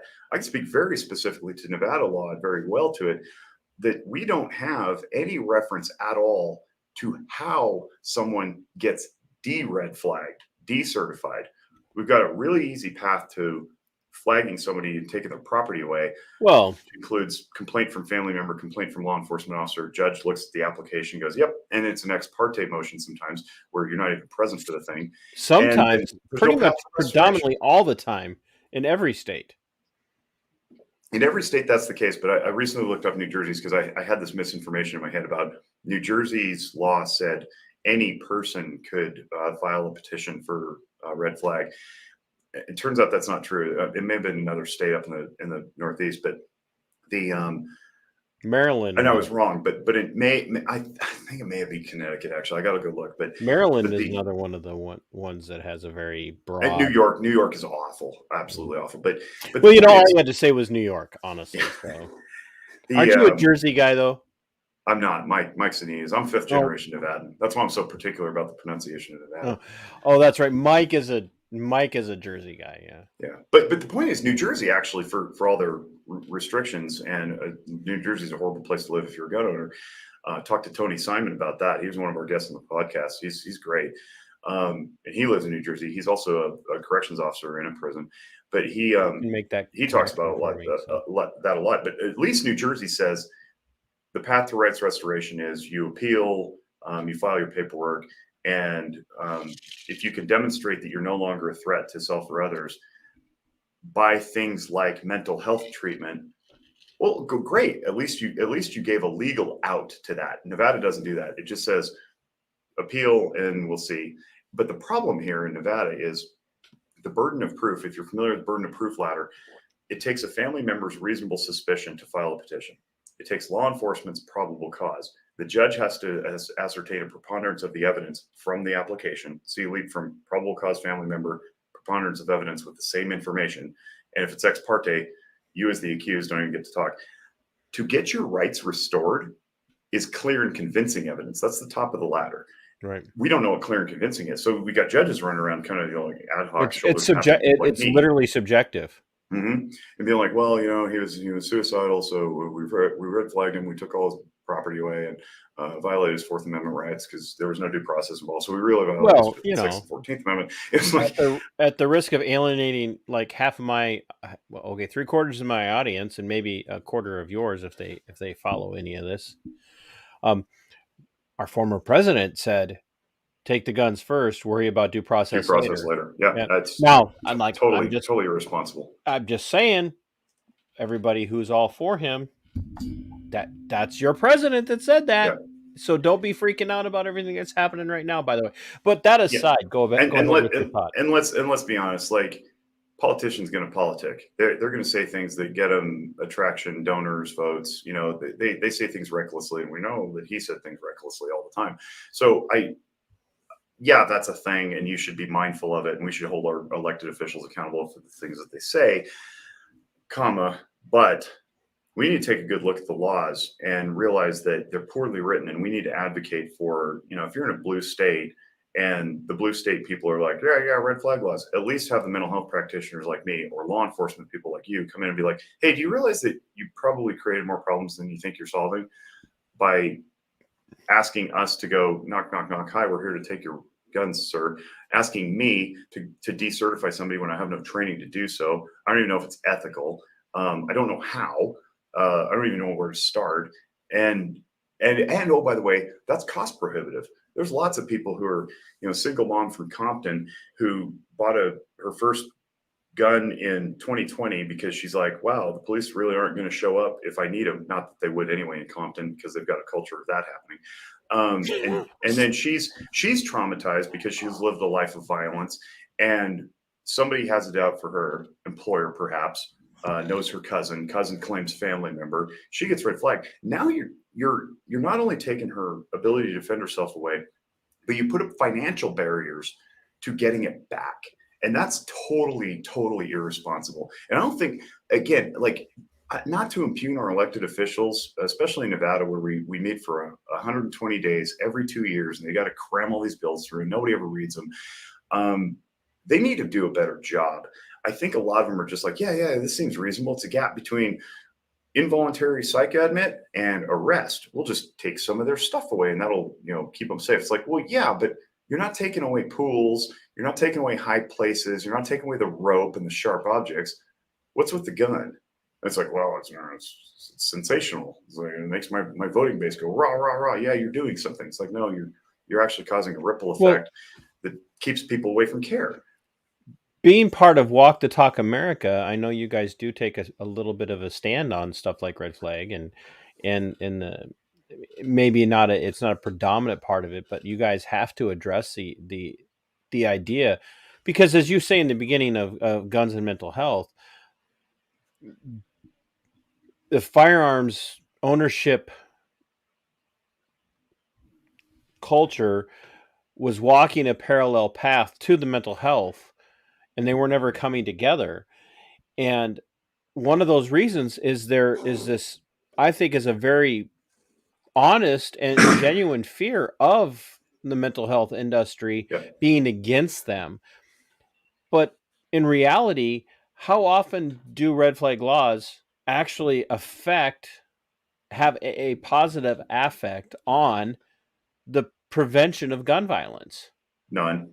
I mean, none. If you look at, there's states that have had their red flag laws in place for enough years that they've gathered data and they say, our firearm suicide rate went down. That's cool. How's your overall suicide rate? Oh, it went up. All states have gone up. Every state has gone up in its suicide rate. The one exception is actually Nevada, which held steady, but we were the worst at it anyway. So is that really a victory? Yeah, maybe. But everybody's almost catching up to Nevada. Yeah, it's like, how do we say it? Nevada? Yeah, don't do that. But we can't have an intellectually honest conversation about that if we're not looking at the reason we want to end needless death. And so if we're trying to curb that, we have to have an intellectually honest conversation about the methods. And again, we have to start with a goal and then objectives to the goal, not just start with the interventions. It sounds great. It makes for great press releases. Just get the dangerous objects out of the home. Well, now you're talking rights restrictions across the board. How far are you going to go with this? And do you really want your cops tasked with that duty? Like cops have a tough enough time recruiting to fill their roles anyway, along with everybody else in the country, as it turns out, because everybody wants to go drive Uber and not work real hard for a living. But I can do that. They don't want to walk into that. I think I'm going to put in for an Uber job because just wear your mask. Uber still requires masks on the drivers. Well, now it's monkeypox because you can stop. Well, I promise you, sir, that as an Uber driver, I will not be engaging in any task that will make the conductor transmitting of monkeypox a likelihood. I will hard left turn into prostitution. So point being, we don't take a policy position. We have to be knowledgeable of policies, and we can say that our anecdotes that we've received through social media, through emails, through conversations are such that gun owners don't want to come into care. because of these laws, because they're afraid of having their property taken. And along with that, their ability to defend themselves, recreate as they see fit, engage in personal activities, and all that stuff. And then the subtext to that is, does this mean you don't care about their fears? Because you seem to care about a lot of other people's fears, and you want to improve care access, and you want to remove barriers to care. Well, firearms owners constituting half the country, and in certain states, it's more than that. What message are you sending, elected official, that you don't care? Maybe at bare minimum, we could modify a red flag law to say it cannot be ex parte. I don't know. Can we have that conversation? Well, no. It's really urgent. It's really, really urgent. Well, if cops all around the country are just eternally saying we're not doing this, we're not going to deliver this. We're going to bring out our social worker with the most mobile outreach support team, the most officer out to have a conversation and determine on the spot that they're okay. Well, that's something to have. Are police officers and sheriff's deputies, and sheriffs have a lot more latitude because they're elected, not appointed, to go up against a judge. If the judge issues this order, are they going to follow through? And it's on the judges too to say, you know what, I've got this statement from this person, but I've got a law degree, not a clinical license. Maybe I'm practicing out of scope here. If I'm ascertaining that this person is a threat to self or others due to psychological problems, you're flirting with practicing out of scope. Does somebody want to go sue a judge? I don't know. Maybe that's what it takes. But we're not into You clearly don't know the judges in Minnesota. I'll tell you that. Yeah, we're not into that. But they are experts on everything. Yeah, well, it takes a certain ego to run for office in the first place, let alone with a law degree. But that gets us into another topic about privacy protections and confidentiality. So we have ethical compulsion to protect people's confidence, right? So somebody walks into your office and says, "Hey, tomorrow I'm going to go do," and I won't say it because I don't want to, have somebody clip the video and turn it into me saying it, but I'm going to go do this really violent act at a particular place where there's a lot of easy victims. You have at that moment, you have a duty. That's one of the ways we could breach confidentiality. Yes. You have a duty to report that. Yeah. But somebody coming in and saying, I'm feeling really suicidal and I own guns doesn't translate to you necessarily saying, we've got to intervene right now and make sure that this person doesn't hurt anybody else or themselves. And you're going to have a conversation with them. My first line of defense is higher level of care, not steal your shit. And thankfully, in my state, and that is a technical term in the mental health community. It is. So. Yeah, take your shit. My first duty is to care and healing, and self-preservation. Obviously, if they're threatening me, that's a problem. But I should not pull the lever of filing a petition with the court. Now, here's the good thing: we're not yet legally compelled as licensees to file red flag laws or red flag petitions. The law doesn't account for that. Remember, cops and family members, and most of these red flag laws in most states mirror each other. It's the same language. There's different flavors, but they mostly say the same thing. And there's a reason why the federal government passed that on to the states, because the federal government's lost those lawsuits. Yes, yes. Well, they're trying again, and now in the wake of the Dobbs case and overturning Roe v. Wade, federal government is realizing they can just make federal law that supersedes Constitution, and it's binding until somebody challenges or whatever. So if they had just codified Roe v. Wade, then it's not unconstitutional. So goes the jurisprudence. But if the law changes and they now compel us, like they do with Tarasoff laws, and Tarasoff is a case out of California in 1973, I want to say, where a guy ideated that he was going to kill this gal, and the clinician was like, well, I'm not allowed to tell anybody, so I'm not going to. And then he did kill the gal. Big lawsuit. You should have told somebody. It became policy. So now clinicians pretty much everywhere, have to report threat to others, to appropriate agencies or the threatened party. That's a way we can breach confidence, and it can stop there. But what's happening now is we've got organizations like Johns Hopkins University in their School of Public Health putting out videos teaching medical practitioners how to talk family members into red flagging their significant others. And that's just totally abhorrent to me. I think live there's in so many rural ethical violations Minnesota. that go along with that. Right, so I live 30 miles outside of the third largest metro area in the state of Minnesota. And for the last 15 or so years, you cannot go to even your local doctor's office. Good luck finding an independent doctor's office in this in this country anymore. You know, the private practitioner, not everybody belongs to some sort of clinic system now. But you can't even go there without one of the first questions you get asked, are there any guns in your house? And Do you feel safe in your home? Yeah. Credit to people like Emmy Betts, who is a physician out of Colorado, who is she's a psychiatrist, practicing and training, but she does a lot of research too, with regard to how we create better language in the clinical setting, so that we're not off-putting people from care altogether, or so that they lie on the form. You know, lots of people lie, and we've been told that too, because we don't want to raise the eyebrows or the alert to the practitioner. So we've got to figure out a better way to ask the questions. That's where our training comes in, by the way, and we can train practitioners on how to do this. Frustratingly, the American Association of Pediatrics has now come out with its own firearms training on how to deal with firearms owners in the pediatric setting. The problem with the AAP is they've already stated that very publicly and very loudly. It's all over their website. They also have a paper on it about how the best way to keep kids safe is not to have guns in the home.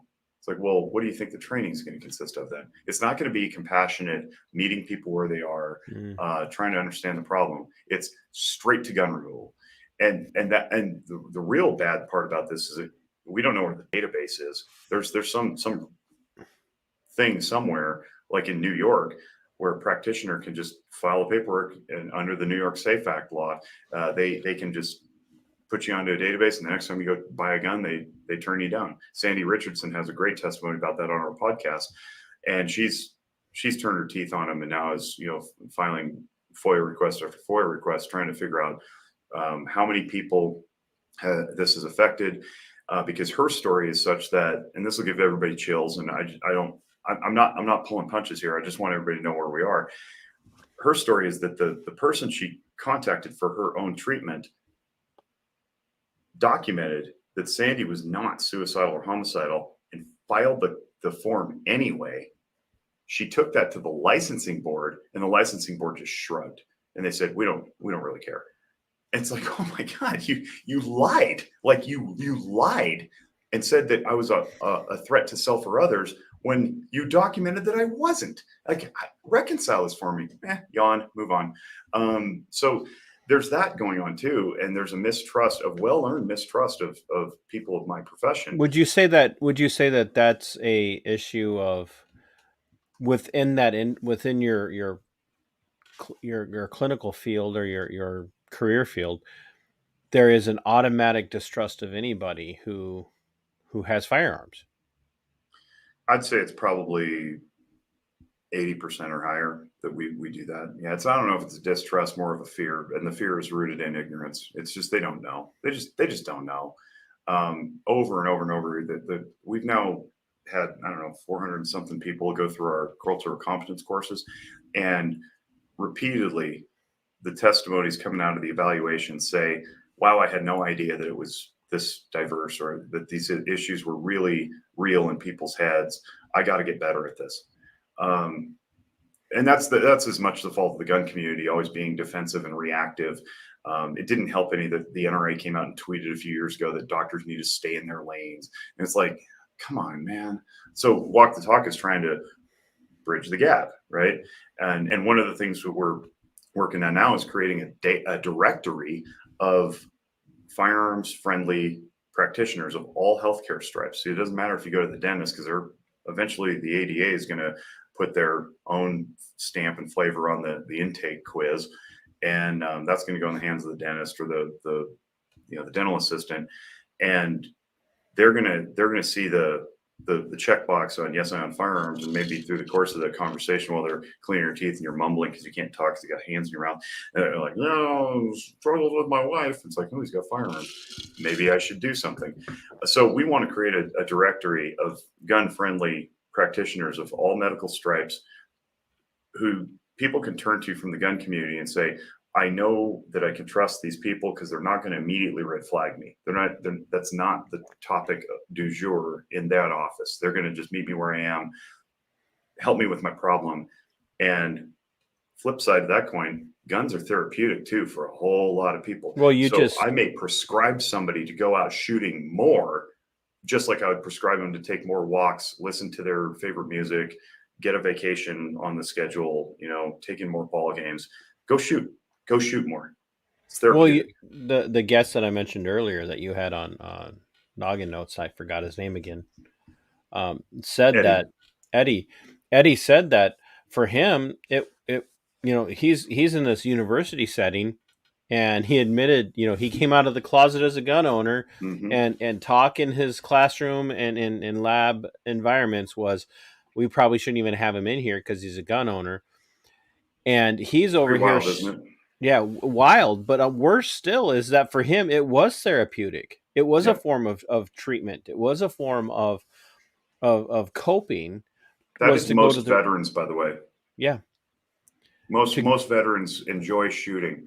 And you know this as well as anybody, that you go through basic and you get trained that this is your rifle, this is your gun, blah, blah, blah, right? And it's like sometimes you name it, and it's like it's a part of your identity. We talked about identity earlier. I don't have enough names for all of the guns that I no longer own that I lost in a tragic boating accident. Yeah.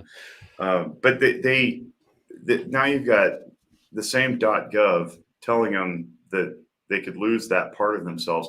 Did you help that person, or did you make them more suicidal? Because you took away their favorite thing. And that's wrong. Like, we don't even have to get into the conversation about most guns don't commit crimes. Most gun owners don't commit crimes. Of all the millions of guns that are in the country, it's staggering that our gun violence rate is as low as it is. So everybody likes to compare countries, right? It's like U.S. has the biggest gun crime problem. It's like, yeah, now let's do proportion to guns owned and proportion of people who own guns. We should be applauding ourselves that we're as safe as we are. So that needs to be discussed too among the clinical community, to say, not only shouldn't you be judgy and weird and scared about firearms owners coming into your practice, you should actually appreciate how much this means to that person and whether they derive real pleasure from it. Where we want to do restriction is voluntarily. So if somebody comes in and they're like, yeah, my angsty teenager, blah, blah, blah, and I'm really scared, say, well, what's in the home that you have that your teenager could use to do bad things? You own guns? Oh yeah, I do. And now I have rapport because I asked a competent question, not a skittish weird question. And they go, yeah, okay. Does he have access? Well, no, he doesn't know the safe combination. Okay. What about all the other guns that aren't in the safe? Right? That's a question that nobody asks if you're unfamiliar with firearms owners, if you're unfamiliar with the culture. The difference between storage and staging. Gun owners think they're the safest people on the planet because they're like, I got guns everywhere. I'm always safe. It's like, yeah, but are you responsible? And sometimes the person who needs access denied is you. And we can have a reasonable, compassionate, loving conversation about maybe now's the time to hand your guns over to your neighbor for a while you get through this thing where you're sort of on a knife's edge. Which if you live in my state and you do that, you've now just committed a felony. Violated so you won't ever have to worry about having guns law. Again. So there's the transfer law issue, and the transfer laws mostly don't account for a Good Samaritan Act. And if they do, like Nevada's, they don't put a timestamp on it, and they don't define terms like temporary or exigent. It's not defined. It's like it's up to a judge, and the judge, when it gets to the courtroom, they're going to flip their dictionary and find the definition. Do I want to take that chance as the neighbor? Yeah, you may be in a crisis. Law says that I could take your guns temporarily, but what if that crisis is like 3 or 4 months? Am I in violation of the law? I don't know. Now I'm hauled into court to substantiate why I took the guns for 3 or 4 months. I don't want to do that. So I just go, So what Walk the Talk is doing is we say, don't take the guns. Take a part from the gun that's necessary, critical to its function. Take the bolt carrier group, take the firing pin, take something, right? And at bare minimum, yeah, it's true. The guy can go out and like buy a new one, but that's a more intentional, not impulsive act. And it sends the message, man, I'm about to go down to the local gun store, buy a replacement part.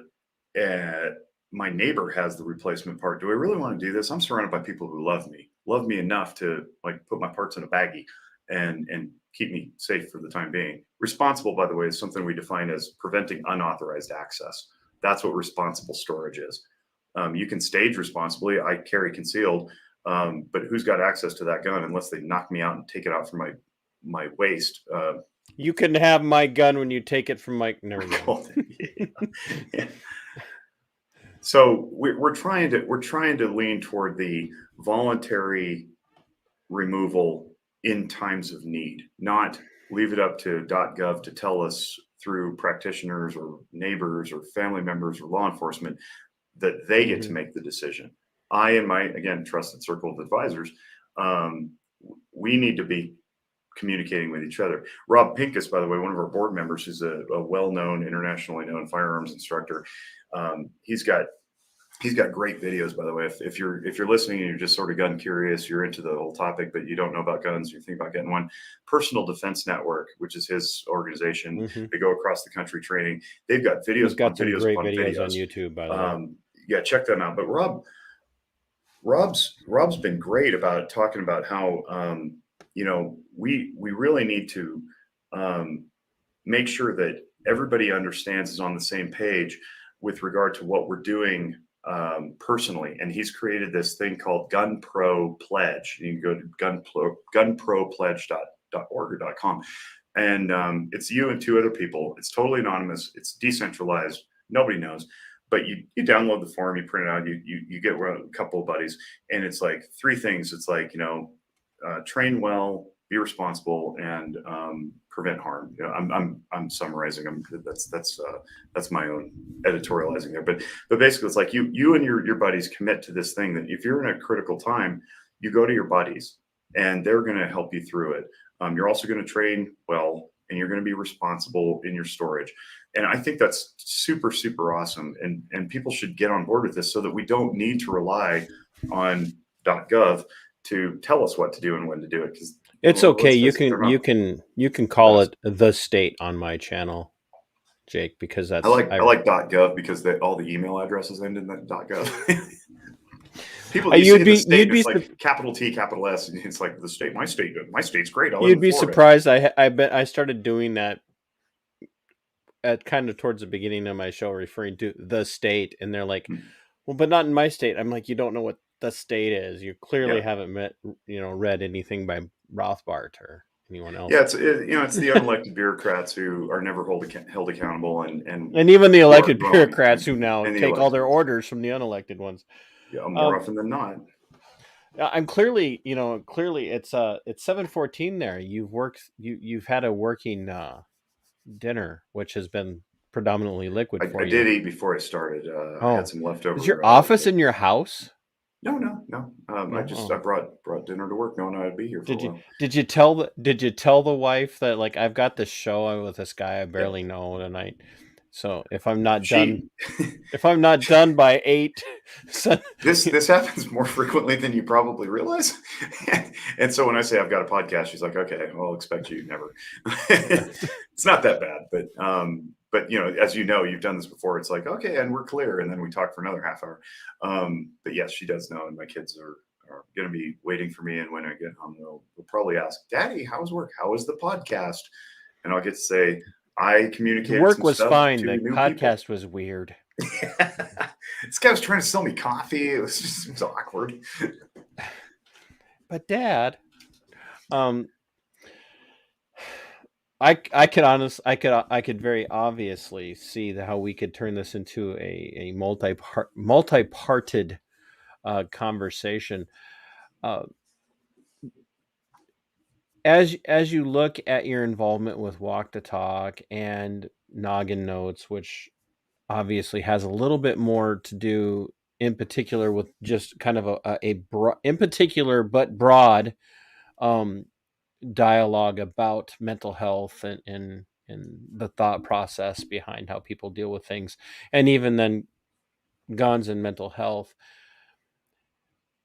What would you want my audience, or even people from your audience who might come over here and watch, what would you want them to know about where you're at right now with firearms and being a firearms owner, being a mental health worker, mental health worker? I feel like I just No, it's sex all work sex interchangeable. Yeah, worker sex is worker. that's the right term. Mental health professional is what I was looking for. Which is why we shouldn't imbibe too much in the middle of a podcast. I don't whore myself out on people's pain. Trying to create a healthier society. I'll tell you what they should know. I'm wearing a wristband right now that says WTTA.org/love, and on the flip side it says take a free and anonymous mental health screening today. And in front of me is a flyer that goes into gun boxes. If you've never bought a new firearm, they come in a box and you open it up and there's the federally required cable lock that's with every purchase. They've got your warranty information, a couple other flyers. We're getting these into manufacturers' boxes, and a couple of really big companies are doing it now. We've got, I think we're up to 20 or 21 companies that are doing this, but it basically says, for the listening audience, you can't see this on YouTube, it says mental health, it's okay to talk about it. And then the I don't have the an audio languages presence yet, so you're good. You might one day. Well, people can listen on YouTube without seeing the video too. I've just recently learned that. But it says, as firearms owners, we have a tough time admitting we need help. It's true with psychological struggles, blah, blah, blah. Check in on yourself. Go take a free and anonymous mental health screening. So the gun box flyer, it just says, don't throw this flyer out. Keep it, reference it later. There's another version of this flyer, and I'm actually holding the gun shop flyer. But on the back side of the gun shop flyer is white space where a local practitioner or practitioner's agency can stamp their logo or put a sticker on, and these will sit passively on the counter at the gun shop or the range. And while you're waiting for your background to come back or the slow POS to work through your process or your purchase or whatever, they're filling out forms. You're just gazing at the counter, and this is sitting there staring you in the face. So you pick it up, maybe you put it in your bag or you don't, but you flip it over. It's like, oh, local practitioner on a gun mental health flyer. That's pretty cool. So it's a passive invitation to go get yourself checked, and everybody loves free. Gun owners love anonymous. So take a free and anonymous mental health screening. We got 14 of them or something. They're powered by Mental Health America. I mentioned Mental Health America earlier with the Ranking the States report. They power the little screenings, and they're very quick, 3 to 5 minutes, and it spits you out a number at the end. 2 of those are in Spanish too. The depression and the anxiety screening are in Spanish, and if the number's higher than you would like it, maybe that's an opportunity to go flip through our soon to be created directory on WTTA's website, or find your local trusted practitioners. And if it's lower than you think, is a story that Mike tells frequently, Mike Sedini, then you're at ease. You're like, I only have mild anxiety. That's not a bad thing. We don't want to eliminate anxiety from life. Anxiety helps us do things. It helps us motivate to study for the test, and, prepare for competition. So, we don't want to eliminate anxiety. We just want to make sure that it's like not debilitating, crippling anxiety. Yep. You want to mitigate extreme anxiety. Right, totally. So that's what we're doing. Didn't you tell a story about your daughter taking? That was Mike. That was Mike's daughter. She's Mike's the one daughter. Okay. Who took the screening and found out she's not as anxious as she thought. And kids love the screenings. 2/3 of our screeners are between the ages of 11 and 24. Young people love screening. So if you got kids at home, it's totally kid friendly. All the 24-year-olds are going to be very happy that you lumped them in with the 11-year-olds. Youths. Oh. To the person who's watching this is maybe struggling, especially, let's deal with the topic of PTSD. I had a very intense conversation with a friend today about PTSD, and very intense. And we're still friends, but it was just a very intense conversation. But to the person who maybe is struggling with PTSD, whether it be, CPTSD, Complex PTSD, yeah. Which is not or actually it's not a DSM diagnosis. It's a very, very, very good concept. It's very, very accurate. I love it. I endorse it. It's just not something you're going to get from your practitioner because it's not a code. It should be, but yeah. Anyway, so the person who's got complex PTSD, or the person who's got standardized PTSD, the veteran, the law enforcement officer, the EMT, whatever the case might be, who's struggling with this, who is terrified, and I think legitimately so to some degree, of admitting this to someone and saying, look, I'm struggling with this thing. Who can they turn to that they can trust right now? Is it, could they, if they're not in your home state, in your region, is there a place where you can send them to turn to find somebody to help them with that?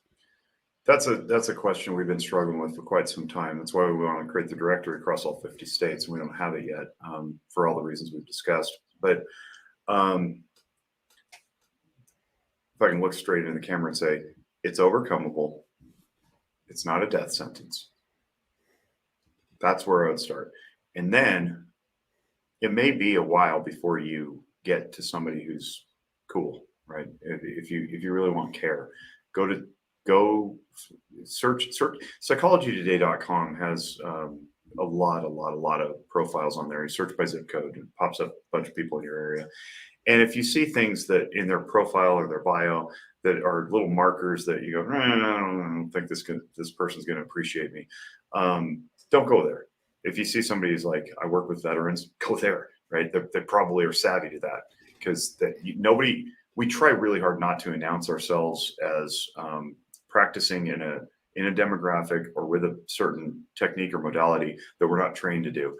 So you can reasonably rely on some of the typical check boxes that you would think would lead you to the conclusion, and you're probably right. So go to those people. But the first question you should probably ask when you sit down after they say, what brings you in today? Say, hey, PTSD, and I'm a gun owner. Does that bother you? And vet the person. If they go, no, not at all, then you're probably good to go. If they go, ooh, we should probably talk about that, get up and leave. And it sucks that I have to say that. You're not even saying wait till the end of the appointment, just Nope. Get up and go. Yeah. And say that this doesn't look like it's going to be a right fit. And there's polite ways of doing that, obviously, and that's one of them. Say, I don't think this is going to be a good fit. I'm gonna go somewhere else. And it's possible that the person probably not smart to go, well, that just killed this. Yeah. Maybe they're inexperienced and they're clunky with their words or something. And I've worked with enough interns and students who would say something like, "Oh man, PTSD. I haven't gotten training in that." So internally, they're like, "I don't really know what to do," but they're going to seek supervision and consultation, and they'll be good at it. Now, I don't know if you have the time to wait that out. That's a consideration. But if you trust your gut and trust the vibe, but ask the question directly. Say, I'm a gun owner. I love shooting. I've got what I think is don't self-diagnose. Please don't do that, because we get it wrong a lot too. Just because you got diagnosed with PTSD 6 years ago and therapy wasn't great doesn't necessarily mean you have it now. So please don't go in telling us what you have. Let us make that determination, and we'll do the robust interview. But if you know that you know, like your friend who's like, I got PTSD, possibly some personality issues, that would be the CPTSD part of it. Go in and say directly, look, I think I've got this thing. I know what I'm asking for. I shoot guns. Is this going to be a problem? And you'll know if they're lying, and you'll also know if they're being honest. Trust your gut, and also trust that as professionals, we're not all super judgy. We may have our proclivities, but it's an opportunity to educate too, and say, here's why guns are important. They'll be like, why did you ask me that question? Because we're really talented at trying to get you to move off the topic and get back to you, so that you're not rabbit trailing into something that's avoidant. They go, well, why is that important for you to ask? Because I don't want my rights taken. Guns actually help me. And I don't want you picking up the phone to the state or .gov and taking away a coping skill. That's a great way to phrase it. And they go, no, I'm not going to do that. I just need to know why you asked. And you could say honestly, like, because I'm afraid, because of things I've heard and read, that this isn't a good fit. If you don't like guns or you don't respect them or whatever.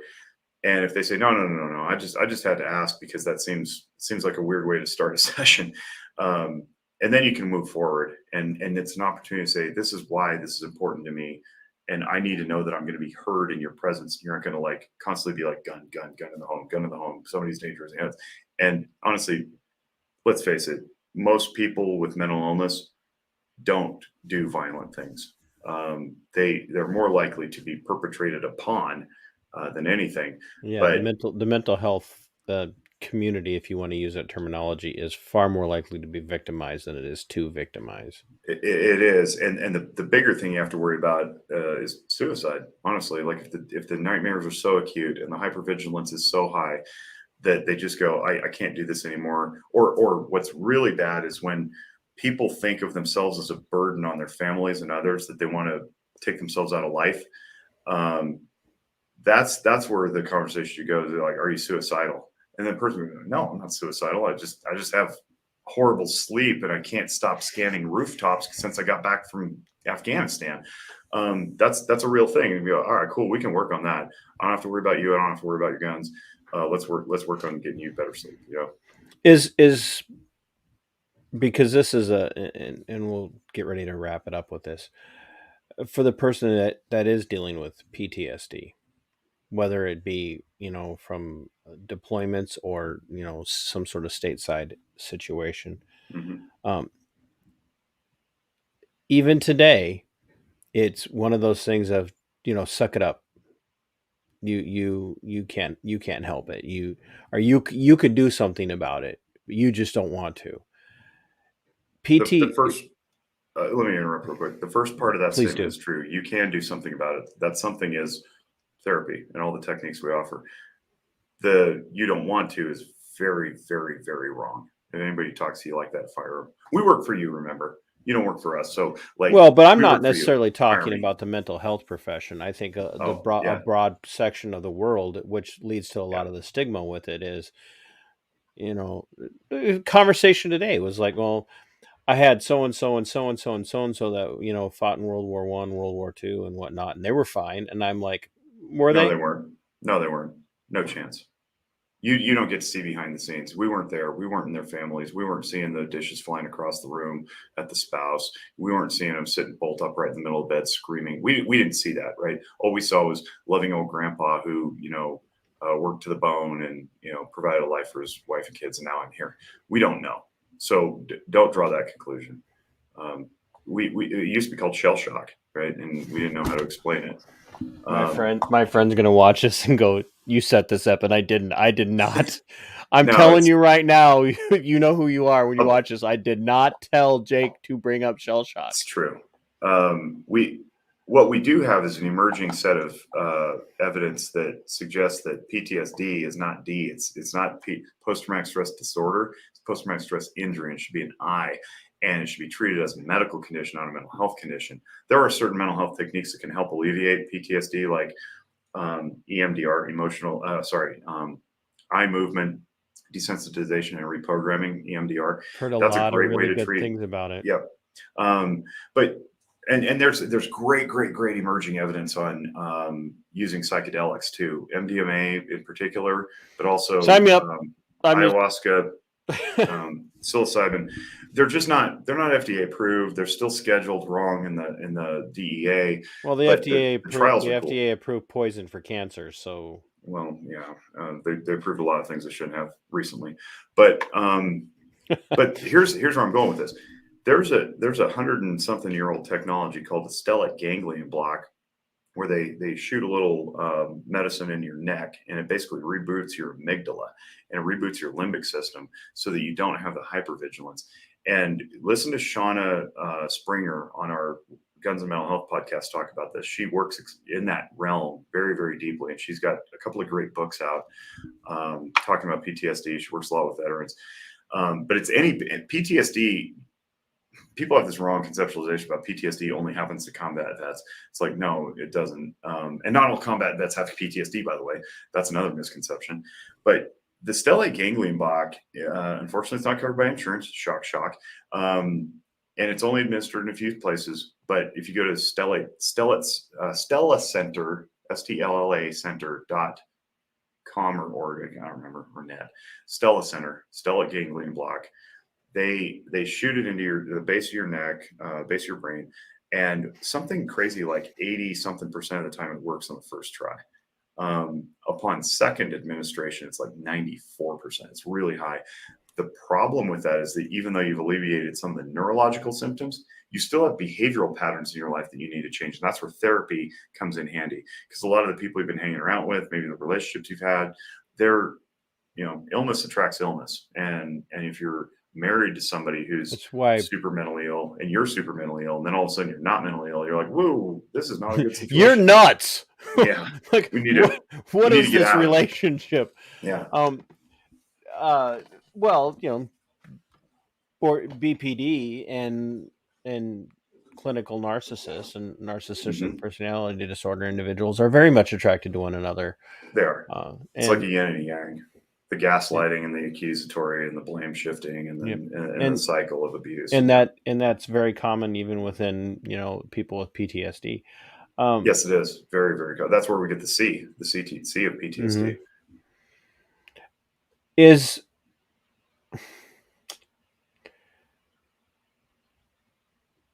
I want to, like I said, I want to bring this to a close, and I want to do it in a way that's helpful. Watch the emotional functioning videos. That would be my through Zephyr. Yeah, watch my emotional functioning videos. There's 9 of them. I did add the link to the description of the video. One's an intro, and the other 8, even though there's 10 core emotions that we have, 2 of them go together in 2 of the videos. So there's 9 of them. They're 12 to 15 minutes a piece, 20, I think, in a couple of them. But that's a way that people can really get in touch with how their brains work in response to environment. It is the foundation of how I approach treatment. Every time I teach that lesson, I've got it memorized. I've worn out multiple whiteboards. If you learn that, you have at least a building block to when you get into care. And I know care is hard to access in some places, and sometimes you have to wait many weeks to get in. In the meantime, you can start studying and read some of that stuff. Read Christian Conti's book, Walking Through Anger. That's a great place to start too. And that is in the link. That link is in the description as well. Improve your communication. It starts with self-awareness, and you have to be vulnerable enough to say, I need help. Maybe I'm not ready to talk openly out loud about this and make my problems concrete, but I can start doing some stuff on the side, listening to, the audiobook or watching the videos. I think that's the best way to do it. So while we're still continuing to fight this battle of getting practitioners come out of the closet, getting the gun community to trust us, creating our directory, inviting people to take mental health screenings, those are things that you can do in the meantime, and talk to each other. If you're at the range, you're shooting all the time, you typically shoot with the same people. You're all working on each other, iron sharpening iron and all that stuff. You can be vulnerable with those folks and be like, yeah, man, wife and I really got into it the other night. I don't know what's going on. That's a great opportunity to be vulnerable and know that you're not going to get whacked. Right. And your good buddy's going to look at you and go, well, it's because you're a prick. So yeah. And then maybe stop drinking so much on air. Hey, yeah, fingers pointing at me. So that's where I would leave it. That's what I would want to have everybody do. And obviously, listen to more podcasts, obviously. Right. Especially like guns and mental health and noggin notes. I mean, which, by the way, when you look up noggin notes in a podcast catcher, there's like 5,000 things that have noggin notes. We got so ripped off. We've been around since 2017, and we saw a bunch of them come out, and it was like,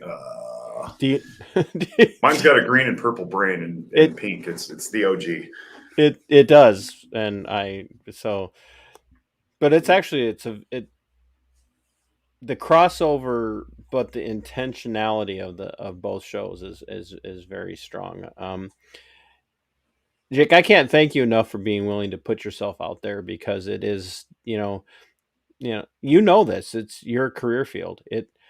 it's not a comfortable place to be. You are putting yourself at risk. I love one of the things that you said. I think you were talking to the locked and loaded Latinos, and you're like, "Oh, you don't like what I do? Well, then report me to my board.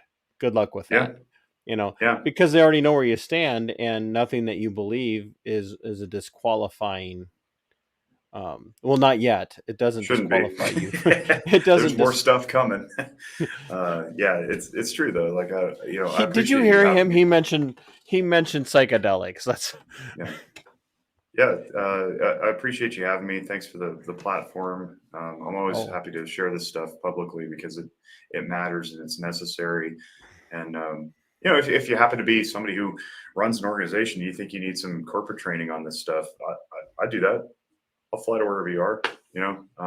It's enjoyable. It's something I like doing, and I love training people to be more aware of themselves and their emotions and how they interact with people, their communication techniques and abilities. And so, there's a standing offer too. Jake at zephyrwellness.org. I'm pretty responsive.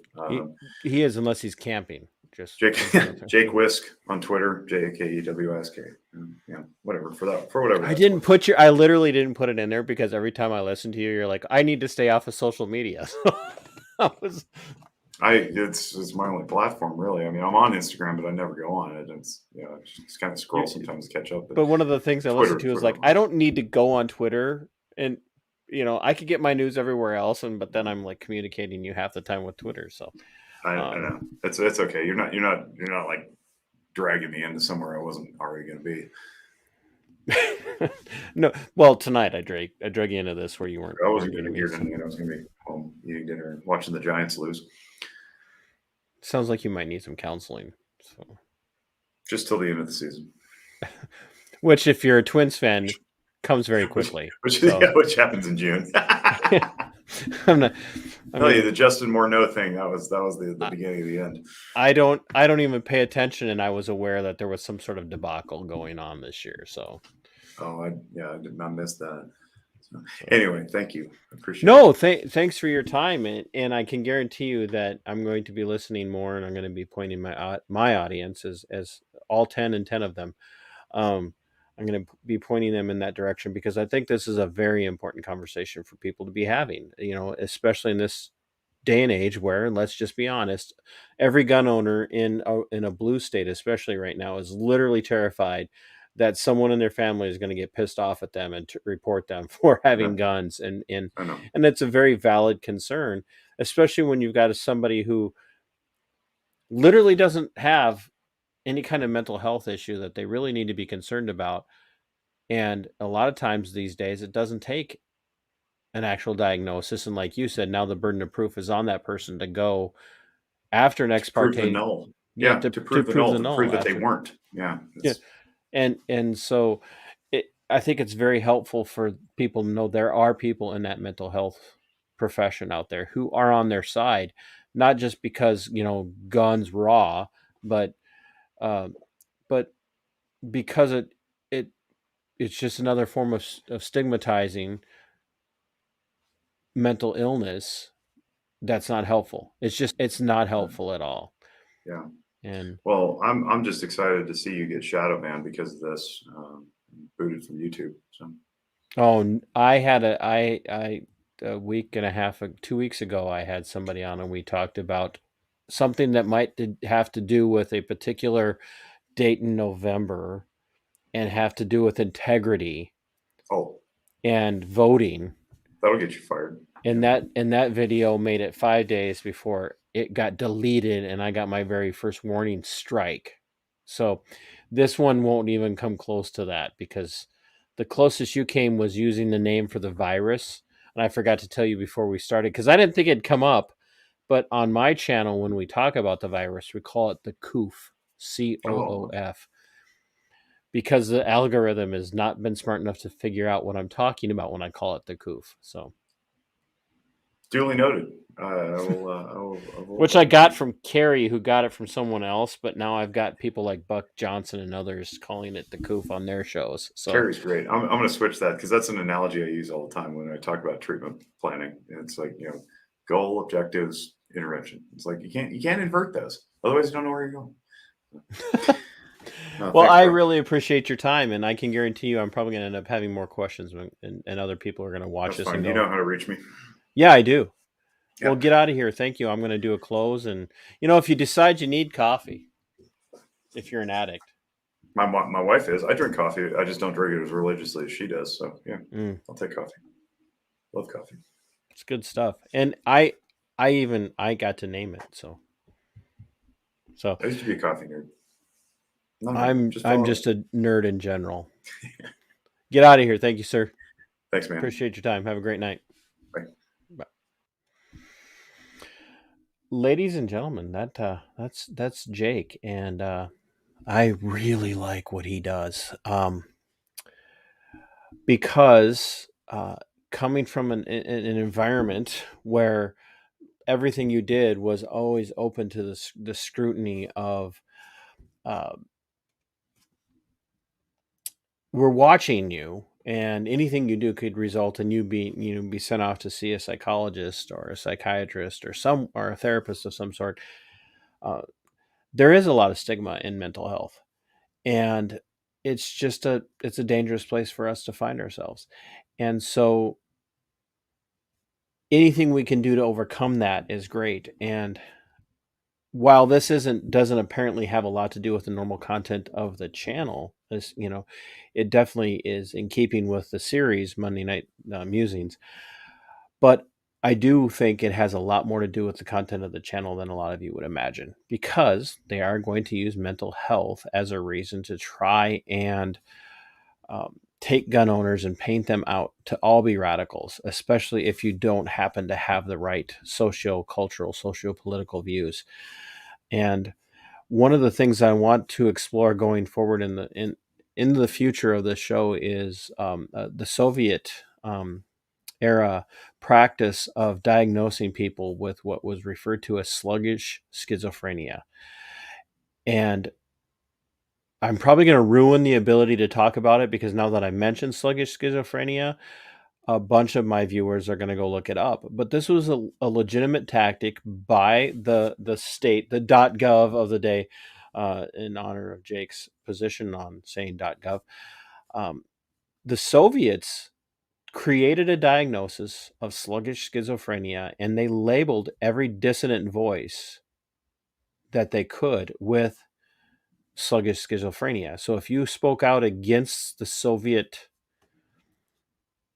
powers that be and their agenda, they would label you as being mentally ill, which would then justify them coming in, taking you into custody, forcing you into a labor camp where you were less dangerous. So don't think for a minute that can't happen to you.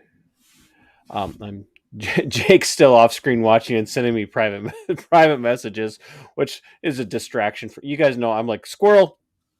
So, um,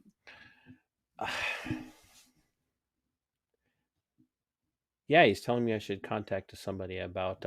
I'm never going to be able to say that name, Jake. You'll have to send that to me in a message in Twitter so I can look this individual up or help me find him, to talk about the Soviet era stuff.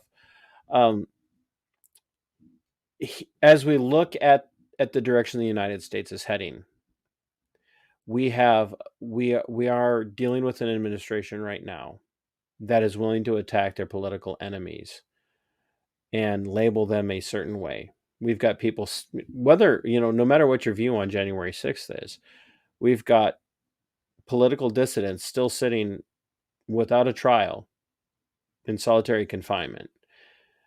A former president of the United States had his home raided by FBI agents today. Roger Stone, a 70-some-year-old man, was arrested and taken into custody because he was a dissident, so to speak.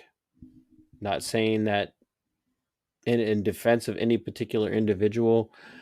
I don't care how you feel about the former president or how much you hate him or how much you love him. We are in a place right now, especially where mental health is being weaponized against political dissidents. If they cannot label you a radical for your views, then they will label you dangerous because you're mentally ill because you're speaking out against .gov, against the state. And that's something that we have to be very much aware of moving forward. And people like Jake and others that he's affiliated with are assets for us in the sense of they're not willing to be weaponized. They want to help. And you heard him say, I want to work myself out of my career. If everybody could be healthy and happy, that would be great with me. And then he offered to sell coffee for me full time. So that's not what he offered, but I'm just going to make it that. So you guys make sure you're watching this, commenting, in sharing this, because it's a vital conversation for gun owners and anybody who's considering buying a firearm. And for those of you that haven't done so yet, but are really legitimately considering it because of the assault on weapons right now, ask yourself why you haven't. Ask yourself why you're considering it, and ask yourself if you're that right person. And if you can answer those questions well, then get out there and do the responsible citizen thing, which is to buy a firearm, learn how to use it well, learn how to be responsible with it, and learn how to recognize danger signs in yourself and others around you. That's going to go a long way to destigmatizing gun ownership and mental health. So as always, my friends, my fans, and my faithful followers, fight for your liberties, fight for your freedoms. They're yours. And sic semper tyrannis. We are going for liftoff in T-minus 30. Stand by for further instructions, Minnesota Black Room Regiment. Secondary guidance systems engaged. Minnesota Black Room Regiment, it will be on my mark.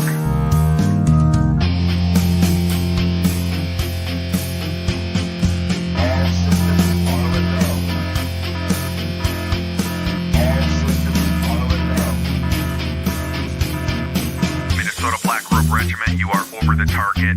You are authorized to fire at